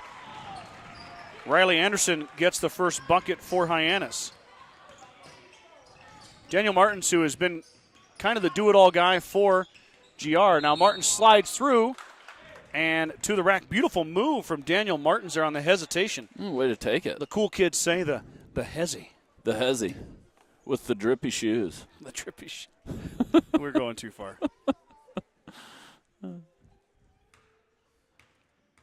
Boy, it got quiet. Martins rolls it home. 1 for 1 is Daniel. He averages 8.5.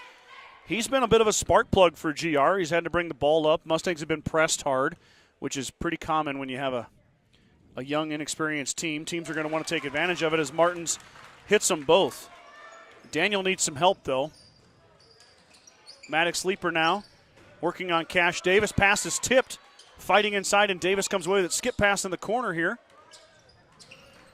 That's Provost that goes baseline. Now Provost back into the lane, pushes through, drops it off for Davis.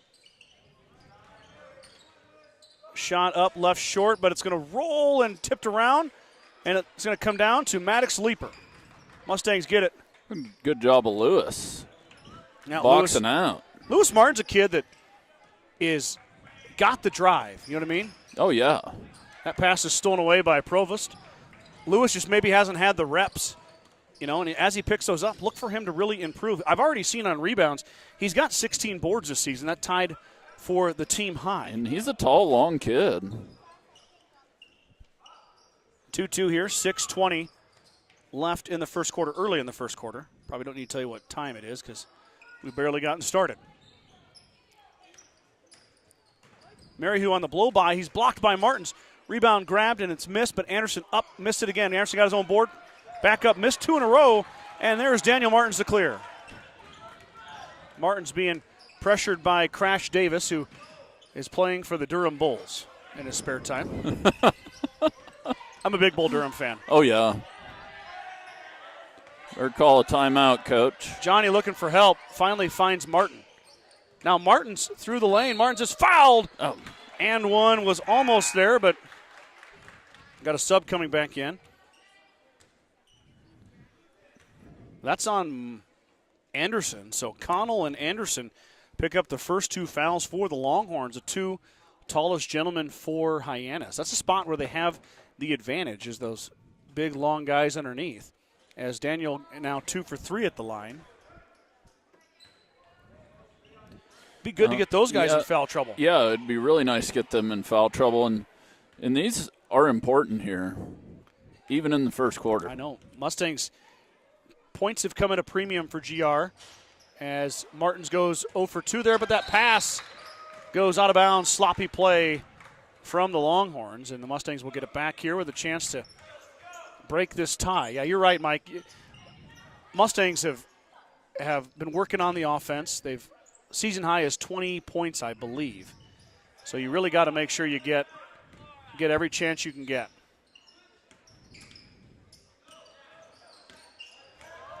Oh, and he carried it. Dang, the play was drawn up perfectly. Timeout. Coach Ferguson and the Longhorns. 5:28 to go here. We're locked at 2 early in the first quarter. Fuel Grill would like to wish the best of luck to all the Gordon-Rushville student-athletes playing sports this winter. Whether it's before or after the game, Fuel Grill has all your needs covered for a night out, from delicious options on the menu or your favorite cold beverage. Gordon Memorial Health Services is a proud supporter of Gordon-Rushville High School and Mustang Athletics. From sports physicals and wellness exams to injury rehab and recovery, they offer a wide range of services to help you perform your best. Go Mustangs from GMH. True Value in Gordon is your one-stop shop for all your essentials. Selection includes DeWalt cordless tools, propane heaters, and so much more. Stop by and see Kirby, Bobby, and the gang at 217 North Main in Gordon. I feel like, Mike, for the True Value plug that we do each time, you and I should go over a list of what we've bought from True Value in the past week. Oh, gosh. Because I'm in there about every other day buying something. Yeah. I could go on and on. Any project, they always got what you need. Without a doubt.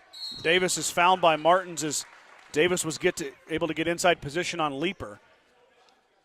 Maddox has got to seal there and get that board on the backside. Yeah, he does. He's got to box out.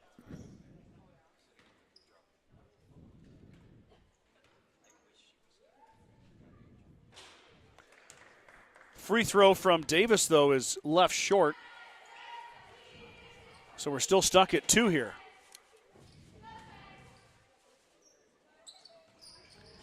Davis missed them both, but then he got his own rebound. Yeah, that fell off the rim, kind of funny. Davis open for 3. That's going to miss badly. Martin's just going to pull it down, then met by Davis. Oh, nice move. Boy, Daniel's got some handles. There's a foul. How about foul number 3? Much to the chagrin of Parker Provost. He throws his hands up in the air, but Davis is going to get slapped with the foul. There's 3 on the Longhorns.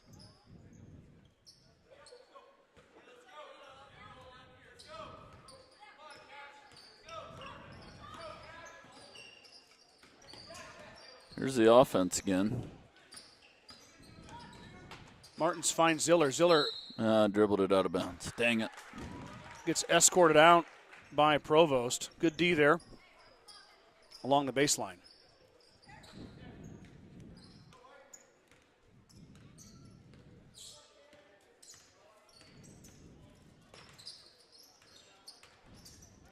Anderson inside. He's fouled.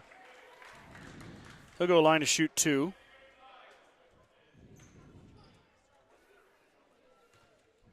You can get the foul on Martin. Both teams at 3. You talked about not seeing 5 fouls. Yeah. We might get there here in the first quarter. We're not of the even boys halfway game. through yet.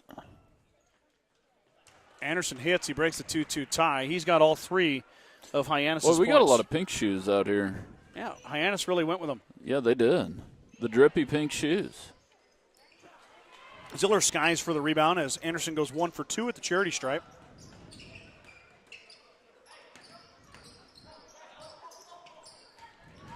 Pass is fought for and then eventually ends up in the hands of Anderson. Anderson up ahead. Ziller fouls him late. Really didn't need to foul there, did Johnny, as Ben Connell was already up and making the basket.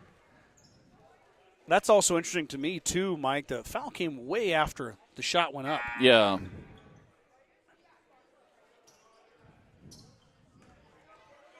And that's the second on Johnny. Yeah, so Ziller's going to have a seat. He was hustling. Connell makes the free throw for the old-fashioned three-point play.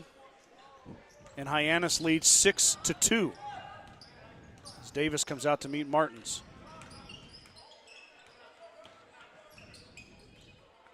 Daniel lost it, got it back real quick.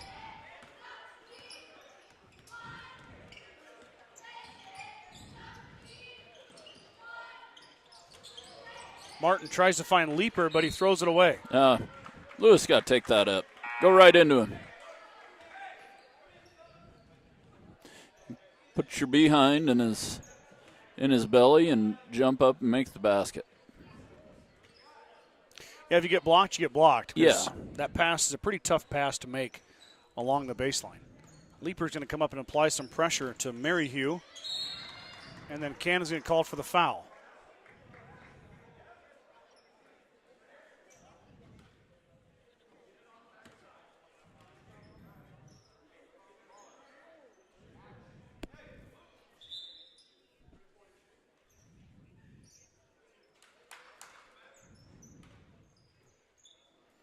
That was the fifth foul. That's the fifth foul. Where was it? Oh. I don't know. Well, that's what the scoreboard says. Yep. In and out, no good for Maryhugh. I guess Lewis had one. Daniel had one. Johnny had two. And Leaper has one. Okay. Cannon Leaper does. There's your 5. Maryhugh makes 1 of 2. Lead grows 7-2.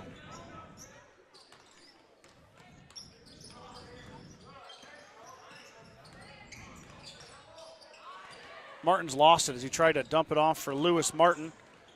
Up ahead, Anderson finishes. Riley Anderson's got 5 now. Got to get back on defense. Can't just let him run free. Lewis Martin for 2. Good seal and finish from the senior on the dish from Daniel Martins.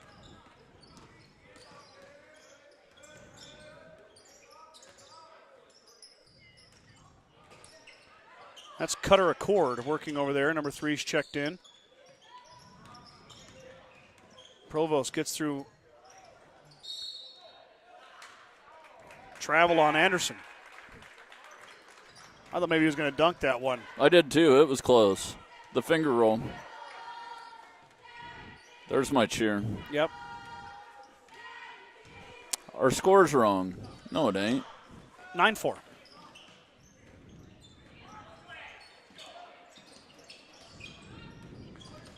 Cannon driving, finds Martin. Popkin was open for a second. He tries to get into Leaper. Maddox gets slapped on the hand. Foul's going to go on Cash Davis. That's his second.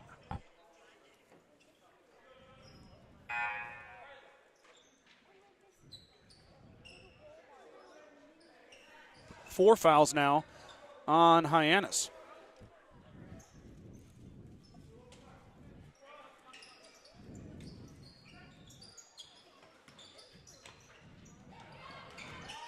Martin's had it popped out of his hands and stolen away. It ended up in the hands of Connell, but Provost was the one that knocked it out.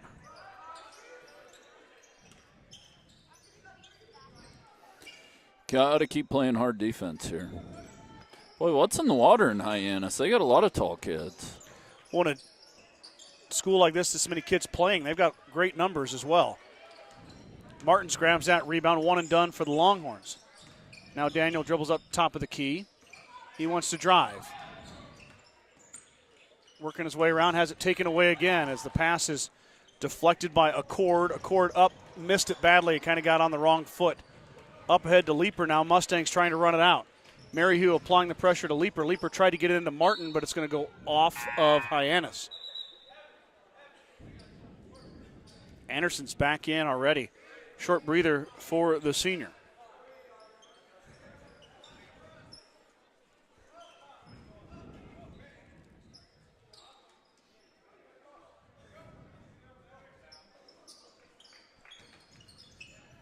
Pass from Martins was handled sloppily there.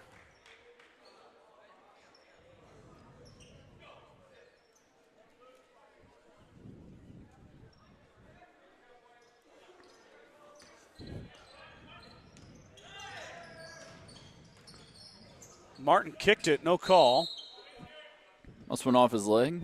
I guess. Looked like it went off his foot, but 1:31 to go here. It's been a pretty choppy first quarter. 9-4 is our score. Longhorns leading. Anderson pops out now with Martin following. Anderson drives up and good. Anderson puts it in. He's got 7, leads all scorers. 1-10 here. Martins being guarded by Anderson. Daniel steps through, back out to Leaper. Cannon, nice catch. Cannon wants to drive. Somebody feed Maddox in there.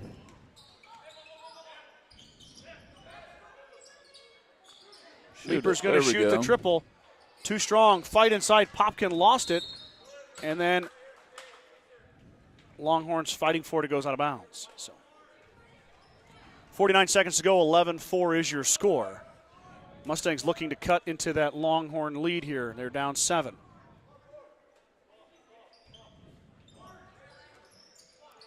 Popkin gets the inbounds, and he's going to stop. Martin stops, and he's going to pop it. Back iron, no good. Fighting inside is Martin, but Anderson comes away with it. Now up the left side comes Provost. The Longhorn dribbles with the left hand, steps through, gets blocked by Martins, and Daniel takes it away, and then Provost fouls him. So Daniel go to the line to shoot 2. Oh, our score is wrong. It's not 11-4 Mustangs. It's 11-4 Longhorns. There we go.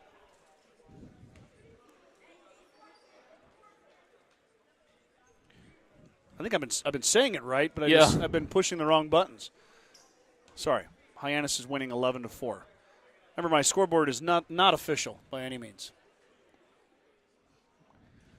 Martins hits the free throw, so the Mustangs sophomore now 3 of 5 at the line. He's got 3 points to lead the Mustangs. Mustangs now only down 6 with a chance to make it 5 here if Martins can complete them both. And he gets the friendly roll. 2 more for Martins. He's got 4. 30 seconds to go here. 11-6 is your score. Leaper working on Provost. Provost using the right arm to separate. Provost up. Missed it badly, and that ball's going to be tipped around, and Provost is going to, how does he come all the way around and grab that? Yeah. Got to get a body on him. Shot up and good by Ben Connell. Connell got it to go. So the offensive rebound comes back to bite the Mustangs. And Connell with a chance for another three-point play. He's already had one of them.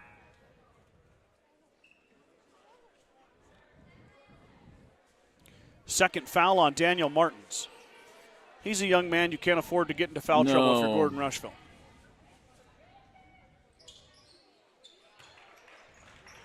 Connell does it again. He's got 6.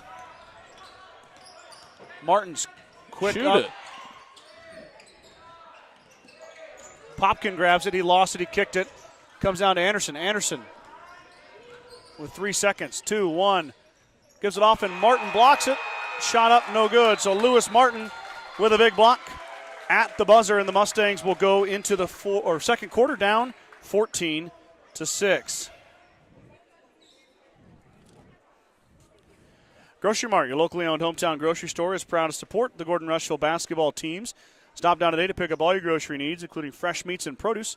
Grocery Mart is open 7 days a week at 228 North Main Street in Gordon. We know the road to victory is never easy, but your insurance should be. At Security First Insurance in Gordon, our dedicated and experienced agents are here to help protect the things that matter most. Go Mustangs from Security First Insurance of Gordon. True Value in Gordon is your one-stop shop for all your essentials. Selection includes DeWalt cordless tools, propane heaters, and so much more. Stop by and see Kirby, Bobby, and the gang at 217 North Main in Gordon.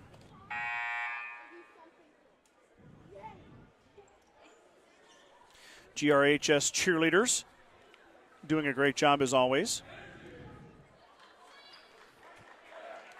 Nice stunt. I did get an Uncrustable. You did. Yeah. Grape, though, not strawberry. Gave it a shot. What did you think? Oh, I love them. I was happy they were there. I can't find them too often. I was just all about it. The GRHS concession stand gives Peanut butter and jelly sandwich with no crust.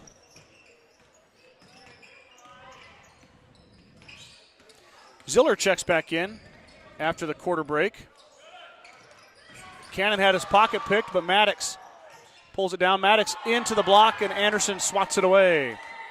So Maddox took it right at him, but Anderson was up to the challenge, and he gets the block. A good job of Maddox taking up strong, but maybe a jump stop and a ball fake get him in the air. Pass goes off the hands of Connell back to GR. Yeah, I agree.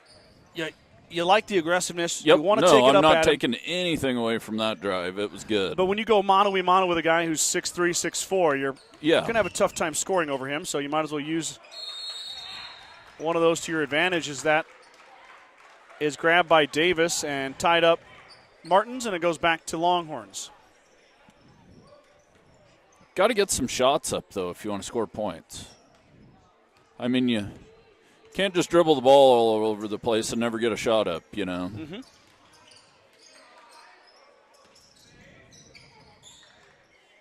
There's a pass inside, stolen away by Daniel Martins. Now Martins wants to run, being chased by several Hyannis defenders, but how about that? Coast to coast goes Daniel Martins' finger roll in the touch. 14-8. Daniel's got 6. Alabama's basketball team, they try to get a shot up in a certain amount of seconds. It's just all about getting shots up. As fast, as many shots as they can get up in a game is their goal. Sense. They've had some success with it, too, over the past couple years. You just worry about your defense, but yep. I think the Mustangs are still kind of learning when the right time to shoot is, when the right, when we should pass. Martins with a great box out. That's going to lead to the foul called on Connell. I like that call. Martins had the position. Yep, Connell went open over the top. Second foul on Connell. Been quite a few fouls here, but we've really seen the same guys on the floor for both squads. Mustangs have gone to Popkin. That's the only sub they've had. And about 2 guys for Hyannis have been in, so we've played 6 and 7 so far. Been some fouls as Ziller traveled with it as he tried to grab the basketball after a leaper lost it. We've had a couple comments, Mike. I haven't been really watching. Oh, Samantha Townsend said the middle school basketball team, the girls, won 50-20. Oh, nice. Congratulations. Morgan Meisenheimer, I believe these were during the girls' game. Nick Simonson tuning in. And my dad, mom and dad at home are watching. And then Amber Sassy's down in Arizona. Enjoying the warm weather. Yeah, she is. Travel. That was a travel as Leaper's defense causes the turnover by Provost. Lewis Martin trying to pump up the student section.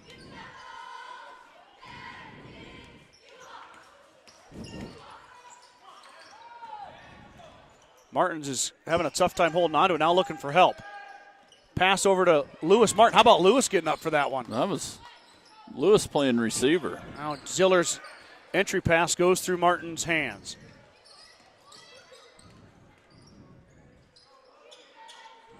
It's tough to call it when there's a Martin and a Martins. Yeah. And then you got to say Martin's hands, and it's Lewis, but not Daniel. We will prevail, though, Mike. We'll make it. Anderson driving, and he's fouled by Lewis Martin. Going to the line to shoot 2 is Riley Anderson. Second foul on Martin.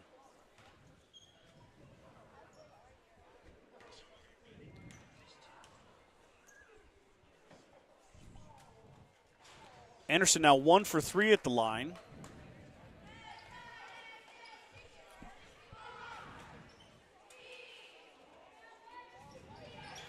Banks that one home. Hope he called it. I don't think he did.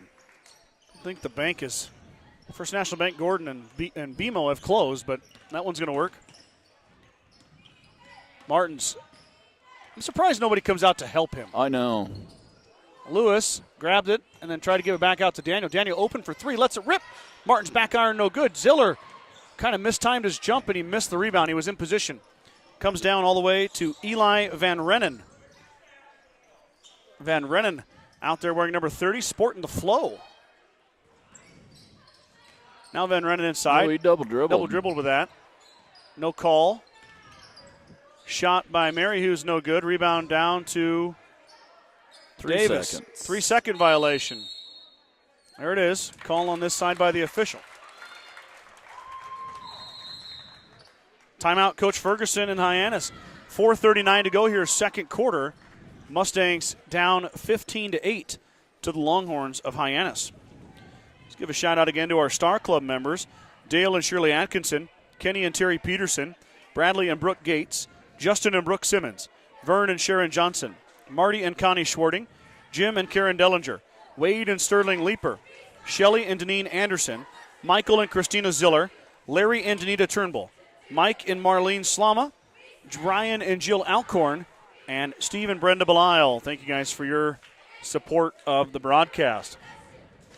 The Gordon Livestock Market would like to wish the Mustangs good luck this season with weekly cattle sales on Tuesdays and horse sales as advertised. Gordon Livestock has all your livestock needs covered. Call Tom or Patsy Tinas at 282-1171 to discuss your options today. Big shout out as well to my fourth partner sponsor, Craven Feed. You know, Mike, we needed dog food today. Yeah. So I just ran out to Craven, and Kent Schwarting out there, he was with a customer. And I said, Kent, I need a bag of Orge dog food. He said, grab it. We'll catch up to you sometime, Scott. Because he was busy, and that's really nice to. Oh, yeah. And they let you. I mean, I don't think anybody can walk in and grab product. You have to have an account there. But yeah, really nice to have those guys in our community and on board with the Journal Star YouTube channel. And don't you love it how you can go somewhere and somebody knows you? Oh, yeah, it's great. Ziller needs a dribble there. Leeper will dribble, drop it off for Martins, but he left it too high.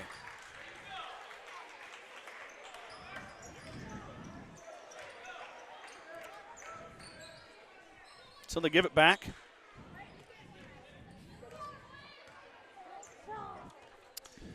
.410 to go here. Hyannis up 7.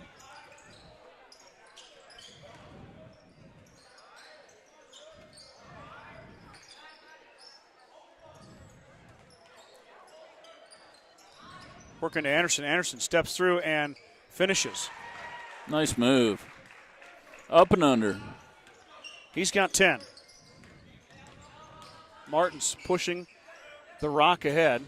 Drops it off for Leeper. Cannon fading away. Hits the deck. He's fouled. And they're going to say no call. Leeper got the shot off and got demolished over there. Officials thought differently. There's a travel.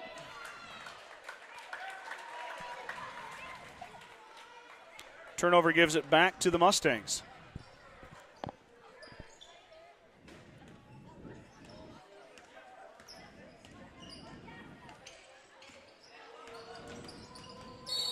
Martin just fouled from behind by Cash Davis. That's his third.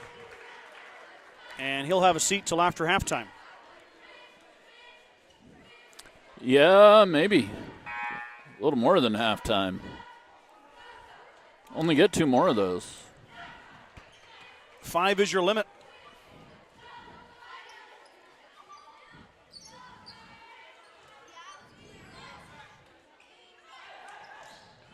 Martin's thought about it. He'll drop it off for Ziller. Johnny's going to shoot it. Ziller hits a triple. Johnny Ziller for 3. The sophomore drains one. Mustangs down 6 now. Wait, he shot that with some confidence now. Kind of a flat shot, but a really good-looking shot in rhythm.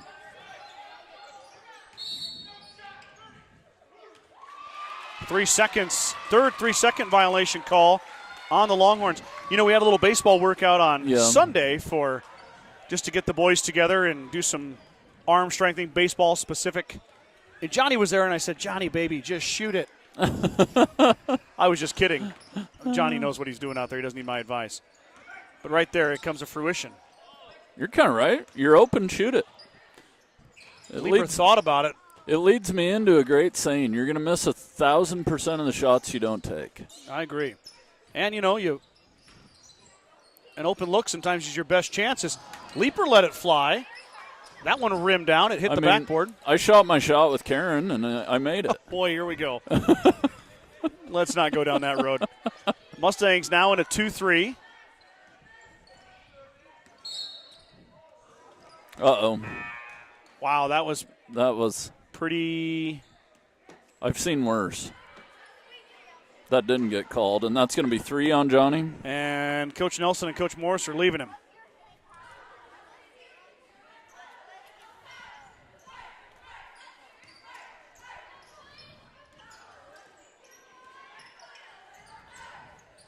Mustangs only suit up 9 for varsity. His little give and go there is good for Ben Connell. Connell has 8, and the lead back to 8 for the Longhorns. Martin's being ridden pretty good there. Ziller elects not to shoot it. He'll drop it off for Cannon Leeper. Leeper in the corner to his brother Maddox. Maddox drives, stops, back out to Cannon. Cannon open for 3. High arcing 3-ball, and it's good. Cannon Leeper. Might be see some shots falling for these boys. Well, lets it rip. Mustangs cut that lead back to 5. Hyannis has got to look to go back to their bread and butter, which is Riley Anderson and Ben Connell inside. There's a pass in the corner. Looking to find Anderson. Martin doing a nice job denying the big man inside. Back around, Connell drives baseline, up and under, missed it. Lewis Martin. That's a foul. Wow. That was a straight-on check. Yeah, that right was there. a check. No call. Martins drives. He floats. Too strong. Rebound fought for inside. And Anderson comes away with it. It'd be interesting to watch that back on the replay. Yeah. I mean, yeah, interesting. And no call. 2 officials looking right at it. Martin with another block, fighting inside. And a jump ball will go to the Mustangs. So Lewis Martin with the good D, and then the jump ball gives the ball back to GR. So 36 seconds to go here. Mustangs down 5, 19-14 here with a chance to cut in to that Longhorn lead. Daniel Martins, he's going to need to take a good night's sleep tonight. Yeah, he's going to really need handling the one. rock. Martin's dribbling around, 20 seconds to go. Leeper. There's the mismatch with Lewis. Johnny Ziller through the middle and good. The cutter with the finish. Here we go, 5 seconds to go. Connell right to Lewis Martin. Shoot it. Leeper's just going to drop it off. Not a bad idea. 19-16 is your score. The Mustangs with a 10-point second quarter and cut that Longhorn lead down to 3. Let's take a break, and we'll go over stats here after the commercials, right after this.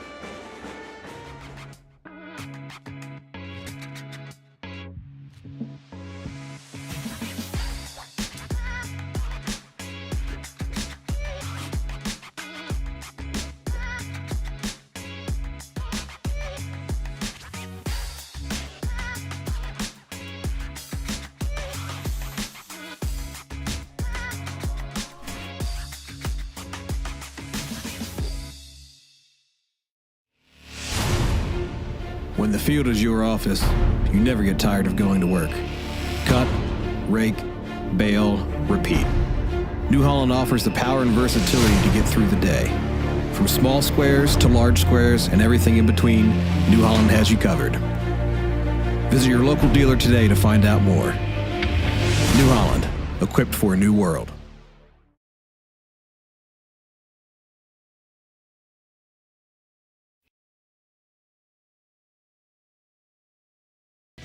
Never run out. With bulk fluids delivered by 21st Century Equipment. Never risk running low on engine oil, transmission oil, hydraulic oil, or DEF again. Our program includes John Deere oils, formulated for heavy-duty agricultural applications. convenient, and cost-effective. Bulk Fluids by 21st Century Equipment. Ask us how to get started at 21stcenturyequipment.com. Back here at halftime, let's take a look at the stats real fast. For the Mustangs, Daniel Martin's leading the way with 6 points. Johnny Ziller with 5. Lewis Martin with 2. And then Cannon Leaper dropped in a triple for 3 for the Mustangs 16. On the other side, Riley Anderson's got 10. Ben Connell has 8. And Evan Maryhu has a free throw for 1. We'll take a break here. We're going to leave the headset on so you can listen to the musical stylings of the Gordon-Rushville Pep Band. And Mike and I will jump back on here with a few minutes before the teams come back out. So hang tight. Second half of basketball coming your way.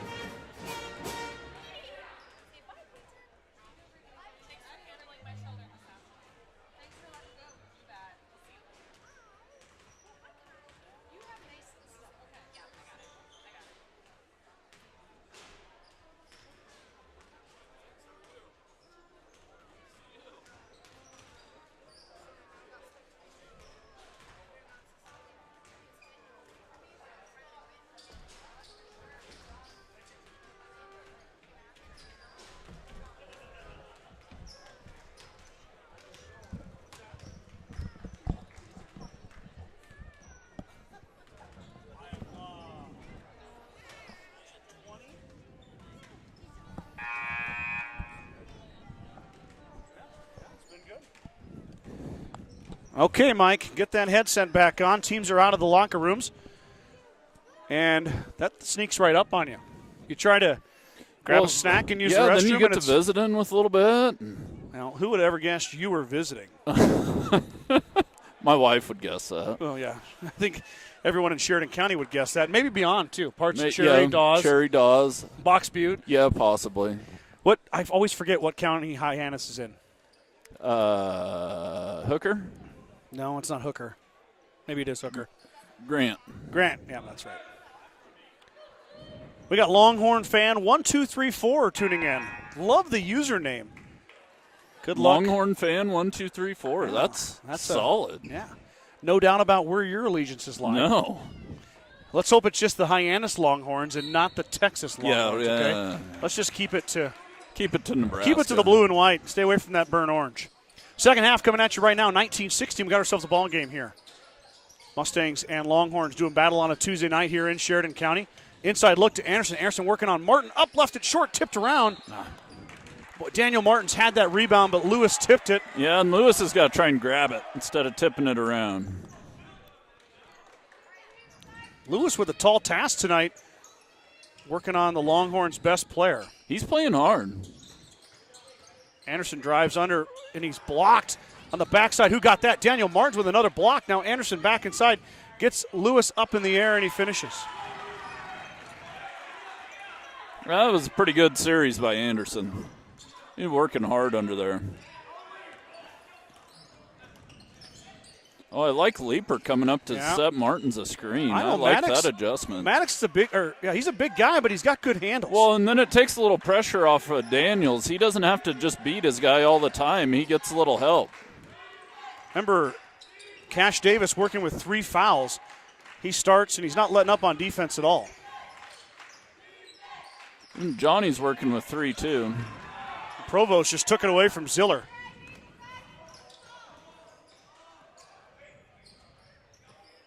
There's a shot, and it's good. Long 2. Maryhu, yep, that's a long 2. Foul by Connell. Martins is a foul drawing machine. How many is that on Connell? Is that 2? No, it's 3 on Connell now. 3 on Connell. So Connell and Davis both with 3 apiece. That was a hard one to pull up. He tried. Mm-hmm. Sometimes the ref will give you the benefit of the doubt if you try not to foul.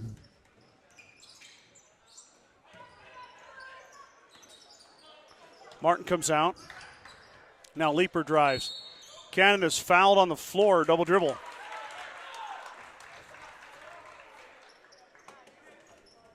Turnover Mustangs. 4-0 advantage so far here in the second half to the Longhorns. Increase their lead to 7. The lead was as big as 9, I believe, in the first half. There's a wild pass. Saved. Oh, lucky to save that one. By Provost. Maryhu drops it off for Davis. Davis back out to Anderson. Anderson going to work on the three-point line now.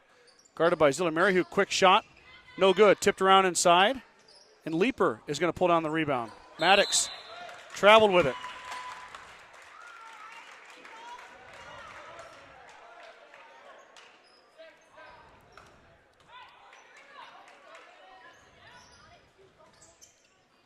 It's a good effort on the inside with the Mustangs. Give it back. Longhorns now going to work. I saw what Maddox was trying to do, too. Just pick the pivot foot up. Third foul on Daniel Martins. So now Martins and Ziller have 3 fouls. Connell and Davis have 3 fouls, and we're only 5:30 in, or at the 5:30 mark here in the third quarter.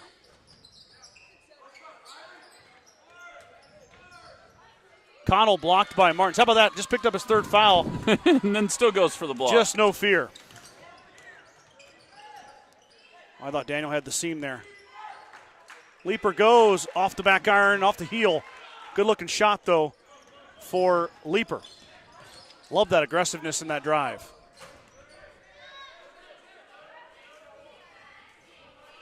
The GR Pep Band is cleaning up. They were on point, as always. Oh, man. Wow. Oh, That is a pretty soft foul, if I've ever seen one. I like how Lewis is getting after it down there tonight. Third foul on Lewis, though.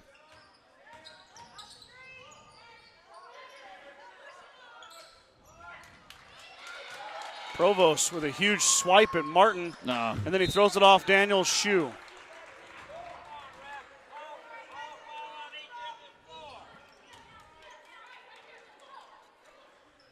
Things are very physical in there, Mike. They are. That's the way the game's supposed to be played, though.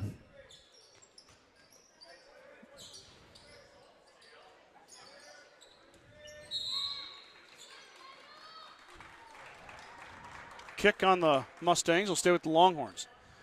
4:34 to go here, third quarter. Mustangs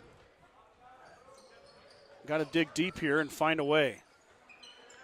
Got to find a way to get somebody open for a bucket.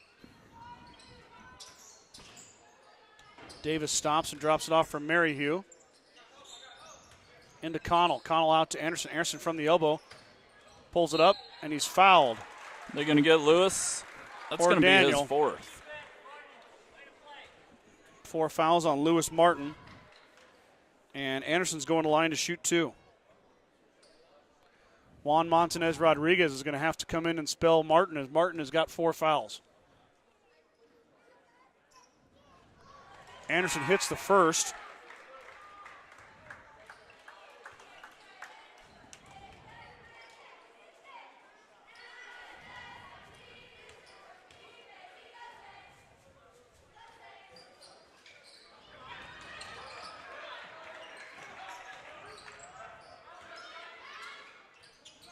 Shot up and good after the Anderson miss. That was Davis.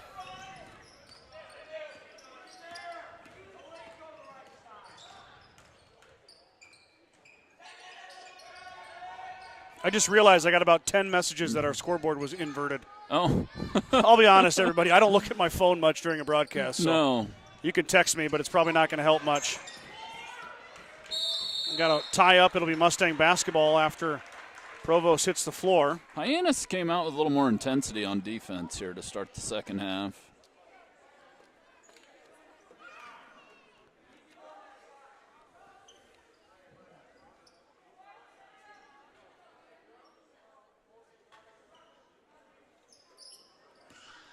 Mustangs got to find an answer yet. Have yet to score here in the second half.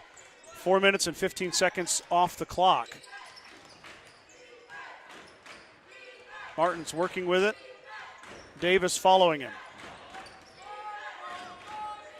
Yeah, somebody's going to have to get open.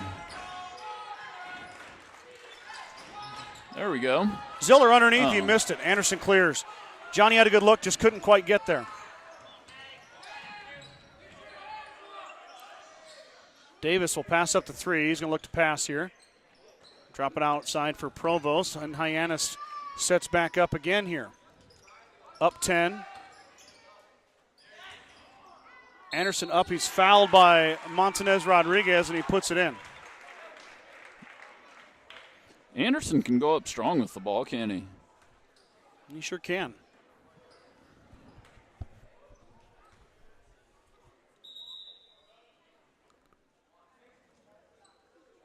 Case Sheenan's going to check in for Montanez Rodriguez after the foul on Juan. Anderson going to try to complete the old-fashioned three-point play. He cannot. Sheenan comes in and makes an immediate impact and grabs a rebound.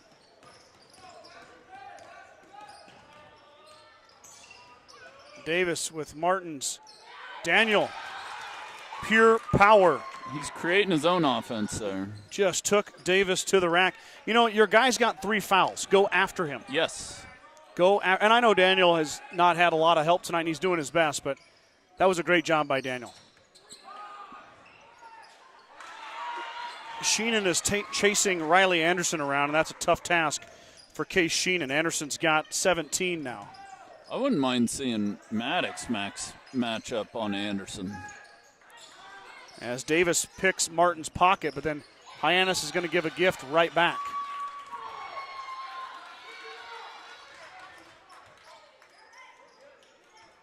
I really liked it, too, when Maddox came out to help Daniel. I did, too. Setting that screen for him. And that gets Anderson out of the lane. Yeah, the circle underneath the paint. Martin's up. He's fouled and one. Daniel Martin's foot on the gas. He's kind of taken over at this point. Oh, a nice take with the left hand, too. Foul is on Connell. That's his fourth. So now a Longhorn starter picks up his fourth foul. The Mustangs got one of their own with Lewis Martin. So Connell will have to have a seat. That's an upgrade for the Mustangs. Connell's long, and he's pretty good under there. He's got 8. He'll take his 8 points to the bench. They got to try and get Anderson in some foul trouble. I don't know if that's going to happen. Leaper, offensive rebound on the missed free throw. Chance for 5 points now. Kicked by Anderson as Martins was cutting. Good feed from Maddox, but the kick saves the bucket. Also, Mustangs have 4 fouls this quarter. One more foul by GR, and Hyannis is shooting 2 shots. Pass was too late. Fighting for it and coming away with it are the Longhorns. Ziller had him for a second, but he was just a little late.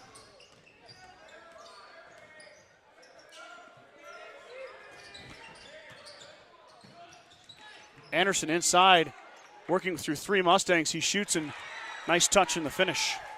He's got 19. Martin's behind the back. That's Cutter Accord, who's just checked in. And Accord's going to get the foul. So they turn up the heat on Martins, and the foul goes on Hyannis. So here comes Provost. Provost is going to take over on Martins. As Daniel, I got him. Provost has got 3 too. No, I don't think he does. Oh. Davis does. Davis does. Cash Davis does. And Davis is on the bench right now.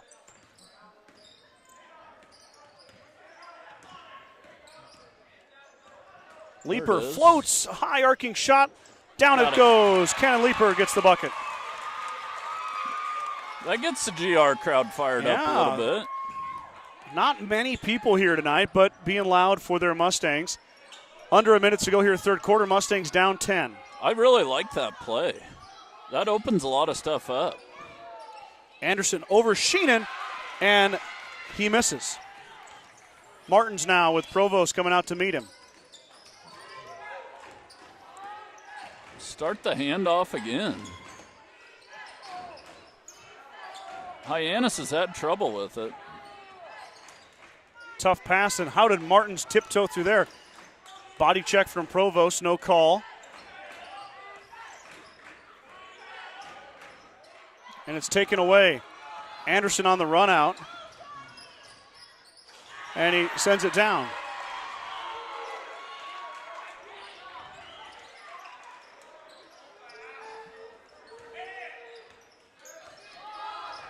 For 3 seconds to go here. Martins dribbling.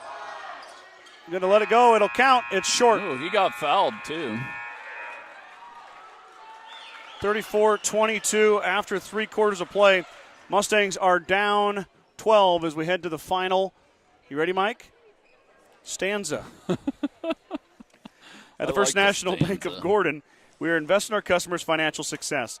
Celebrating over 130 years of service and commitment to our communities, we make all decisions in-house to meet your needs. Stop in to visit with one of our new account reps or lending officers today. Go Mustangs from FNB of Gordon. Pregame Propane is your local and family-owned propane supplier, and they are proud to support the Gordon-Rushville Mustangs and our area youth. Contact Pregame Propane at 360-3579 with any questions you have about how they can help with your propane needs. Let's go Mustangs. Certified public accounting firm Casey Peterson LTD wishes all Mustang student-athletes a safe and successful season. CPA Sarah Rickgarn, Mike Coombs, and the professional staff at 216 South Main in Gordon can handle all of your tax, payroll, and accounting needs. For more information, call 282-0842 today. Fuel Grill would like to wish the best of luck to all the Gordon-Rushville student-athletes playing sports this winter. Whether it's before or after the game, Fuel Grill has all your needs covered for a night out, from delicious options on the menu or your favorite cold beverage. Signs of Milburn and Rushville is your headquarters for Bad Boy Mowers, Tractors, and Implements, along with Montana Sheds. Don't forget about the full-service department for all vehicle repairs. That's Signs of Milburn and Rushville. Go Mustangs. Hyannis basketball to start the fourth. They're up 12. being led by 19 from Riley Anderson. Anderson has had a feast tonight. Here he is again. He's fouled and one. Anderson with the steal. Yeah, and I think you got to keep feeding Anderson if you're Hyannis. There's no reason not to. Well, Lewis Martin gave him a little bit of trouble, not much, but some, and Martin's on the bench with 4 fouls. So Anderson's free throw is... That was a good box out by Leaper. Yep, no good. Anderson is 3 for 8 from the line, so he's struggled at times from the free throw line. Martins drives through, and he's fouled on the floor. First foul of the quarter goes against Hyannis here, and we'll see who it's on. It's on Provost, his second. Connell's back in there, Mike, with 4 fouls. Lewis Martin is not back in yet.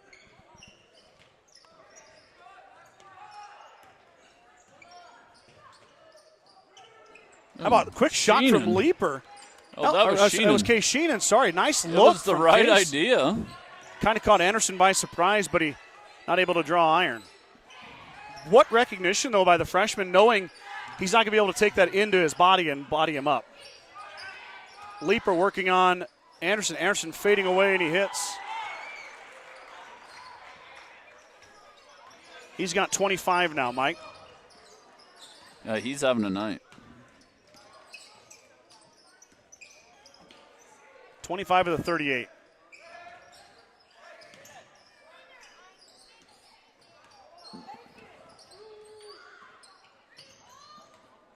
Leaper off to his brother, Maddox. Maddox stops in the lane. Ziller lets it rip. Johnny off the iron, no good, and Sheenan grabs the rebound. Case looking for help, finds an outlet. Martins with the hesitation, and he traveled with it. It's the right call. Mustangs are going to go into a press here. Yeah, and you have to. Provost, though, will... 16. There's still hope. There's a Euro step for you. Anderson grabs the air ball. It's more of a pass than it was a shot, and he finishes.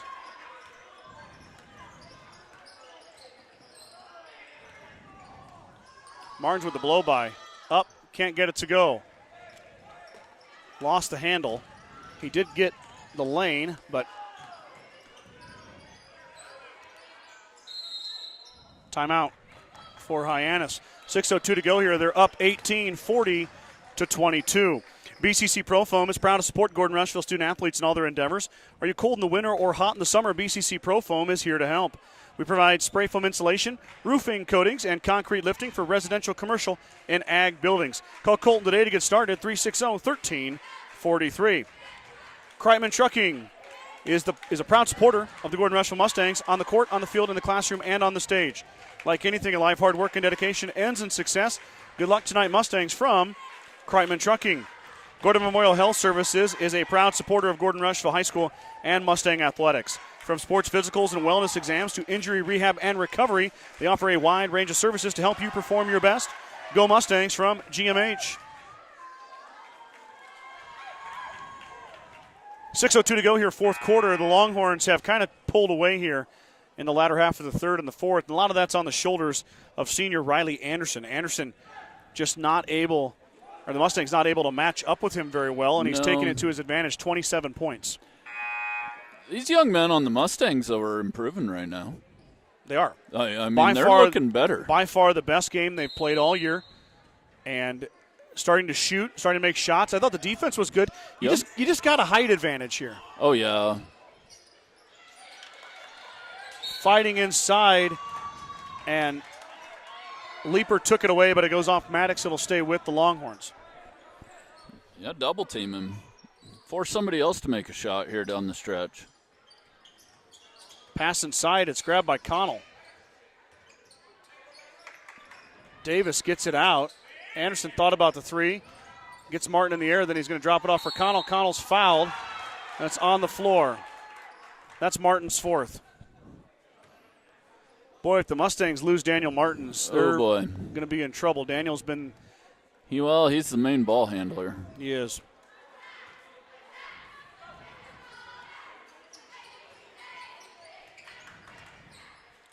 Anderson had it partially deflected or altered by Martin.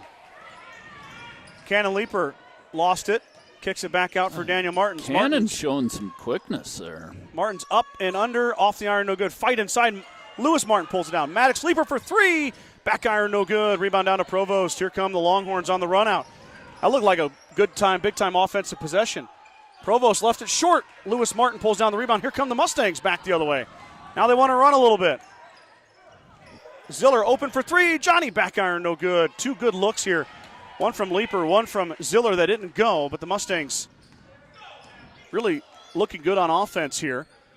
Just got to get one of those shots to fall. And got to keep shooting. How about Lewis Martin and the immediate impact he's had? And now Martin's hurt. Maybe got a Charlie horse there? Yeah, or did he twist his ankle a little bit? I don't know. Provost on the baseline. He lets it rip. He missed air ball. Cash Davis, though, picks it up and puts it back on the offensive putback.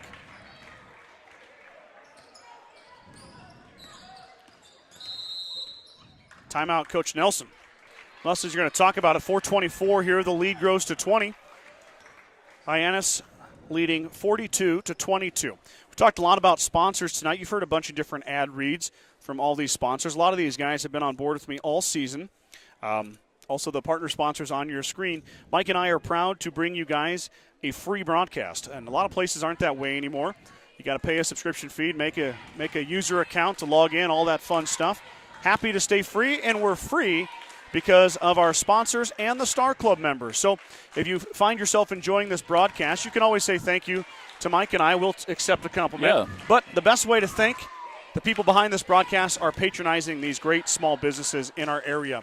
Gordon and Rushville really step up and support year in and year out for this broadcast. And I don't think I've ever seen another community that supports like the businesses of Gordon and Rushville do. They do. They do.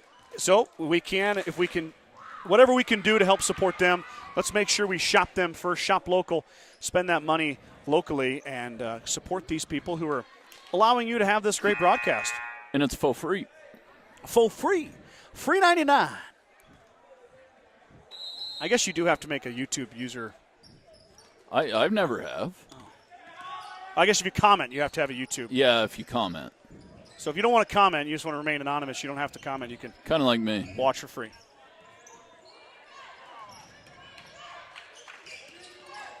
Martin's working on Provost. Popkin has just checked in. Brody, the freshman, behind the back dribble, now finds Leaper. Leaper driving off to Maddox. Maddox working on Anderson now. Anderson cuts him off. Martins is tripped by Provost. Good sportsmanship there. And he helps him up, but that's the third foul on Provost. Second foul on the Horns this quarter. This game was 34-22 entering the fourth quarter. Mustangs have not scored yet in this quarter, but they've had some really good looks. Yeah, they just haven't got their shots to fall this quarter. They've had some looks. Anderson did kind of take over when Lewis got in trouble. Yeah, foul trouble. It's amazing. Lewis, in his first year, first 5 games, getting some varsity action, really can alter on defense. Yeah, he's long. Does a nice job. Daniel open for three, high arcing triple. It's off the iron, no good. Loose ball is in Leaper's hands for a second, but it falls down to Provost. 3:40 to go here, fourth quarter. I'll tell you what, too, Mike. We were here Thursday for the wrestling try. Yeah. Man, was there a lot of people here. Oh, I bet. This place was packed. And triangular, that's cool. That's going to be Daniel's fifth. Martins fouls out.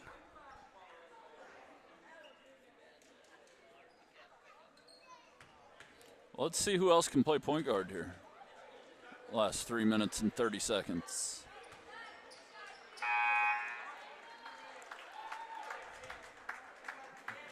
And Coach Nelson's kind of pulling the starters, I think. Well, he's bringing in Case again. He was already going to sub Case Sheenan, but then when David fouled out, or not David, Daniel, sorry. David's his father. Has a foul inside by Popkin as Provost goes to the line to shoot two. When Daniel fouled out, then he had to make a change with Juan Montanez Rodriguez.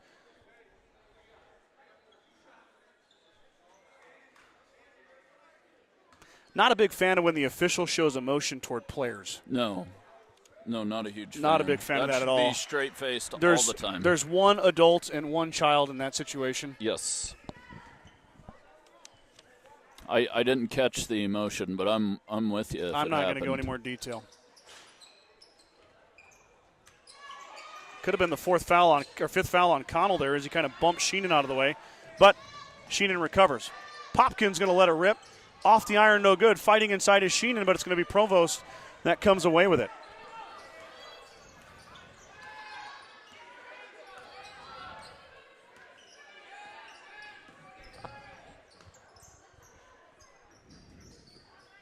Anderson top of the key, Montanez Rodriguez, but then there's a steal by Connell. Connell fouled as Sheenan gives him a little push, and Connell going to line to shoot 2. He didn't make the basket.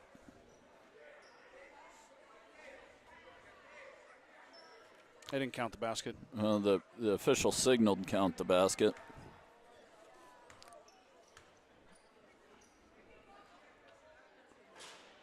Free throw from Connell is no good. He's now 2 of 3 at the line. He's still stuck on 8 points.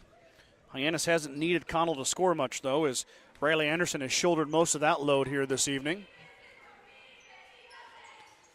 Connell's second one no good. Anderson with the offensive rebound. Now Anderson up in traffic. He's fouled and one.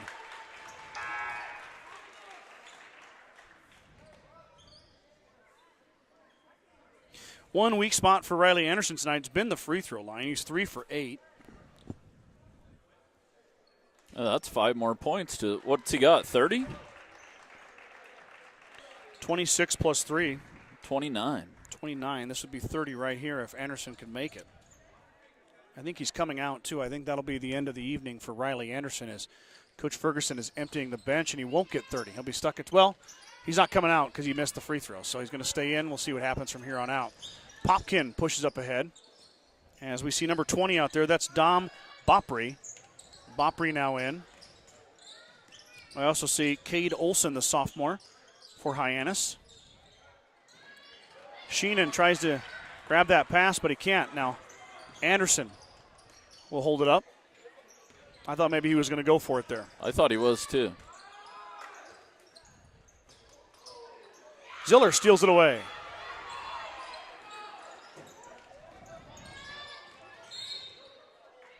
Johnny's going to be fouled.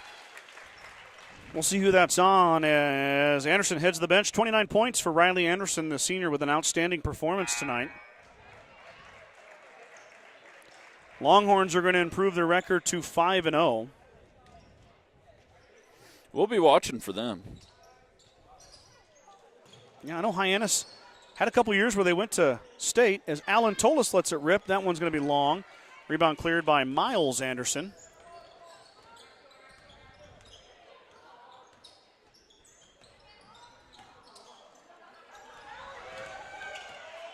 Alan Tolis, Mike wearing number 15, as Brody Popkin working on the Hyannis ball handler. Tolis is the student council president. Came out for basketball this year. Trying to help out their numbers. Were you student council president? Oh, no. I was. I was not. You weren't into politics? No. Nope. Nope. I prefer to stay under the radar. You're a more of an on the radar kind of guy. You know what I mean? I like being under the radar. 1:30 to go here. I encourage everybody at home, if you are in the area watching tonight, I understand Tuesday night's a tough night, but Friday night's a great night to watch some basketball. Oh, it is. Let's see you in this gym on Friday night. And it's fun to come get into it and cheer these kids on. Yeah. And the cheerleaders are going to get you up out of your seat as Leaper with a nice crossover. I'm sure they'll have a dance routine set up, too. Yeah, and they probably will. We need to get the free hot dogs going. Yeah, get the hot dog gun out here to shoot the hot dogs out. But like when a three-pointer gets hit or something, free hot dogs. Yeah, that'd be great. Popkin thought about it. I want Brody to hit one so I can say Popkin popped it. That'd be great. And then free hot dogs. Foul. Leaper goes to the line. Cannon with a nice drive. Remember, Cannon just a freshman.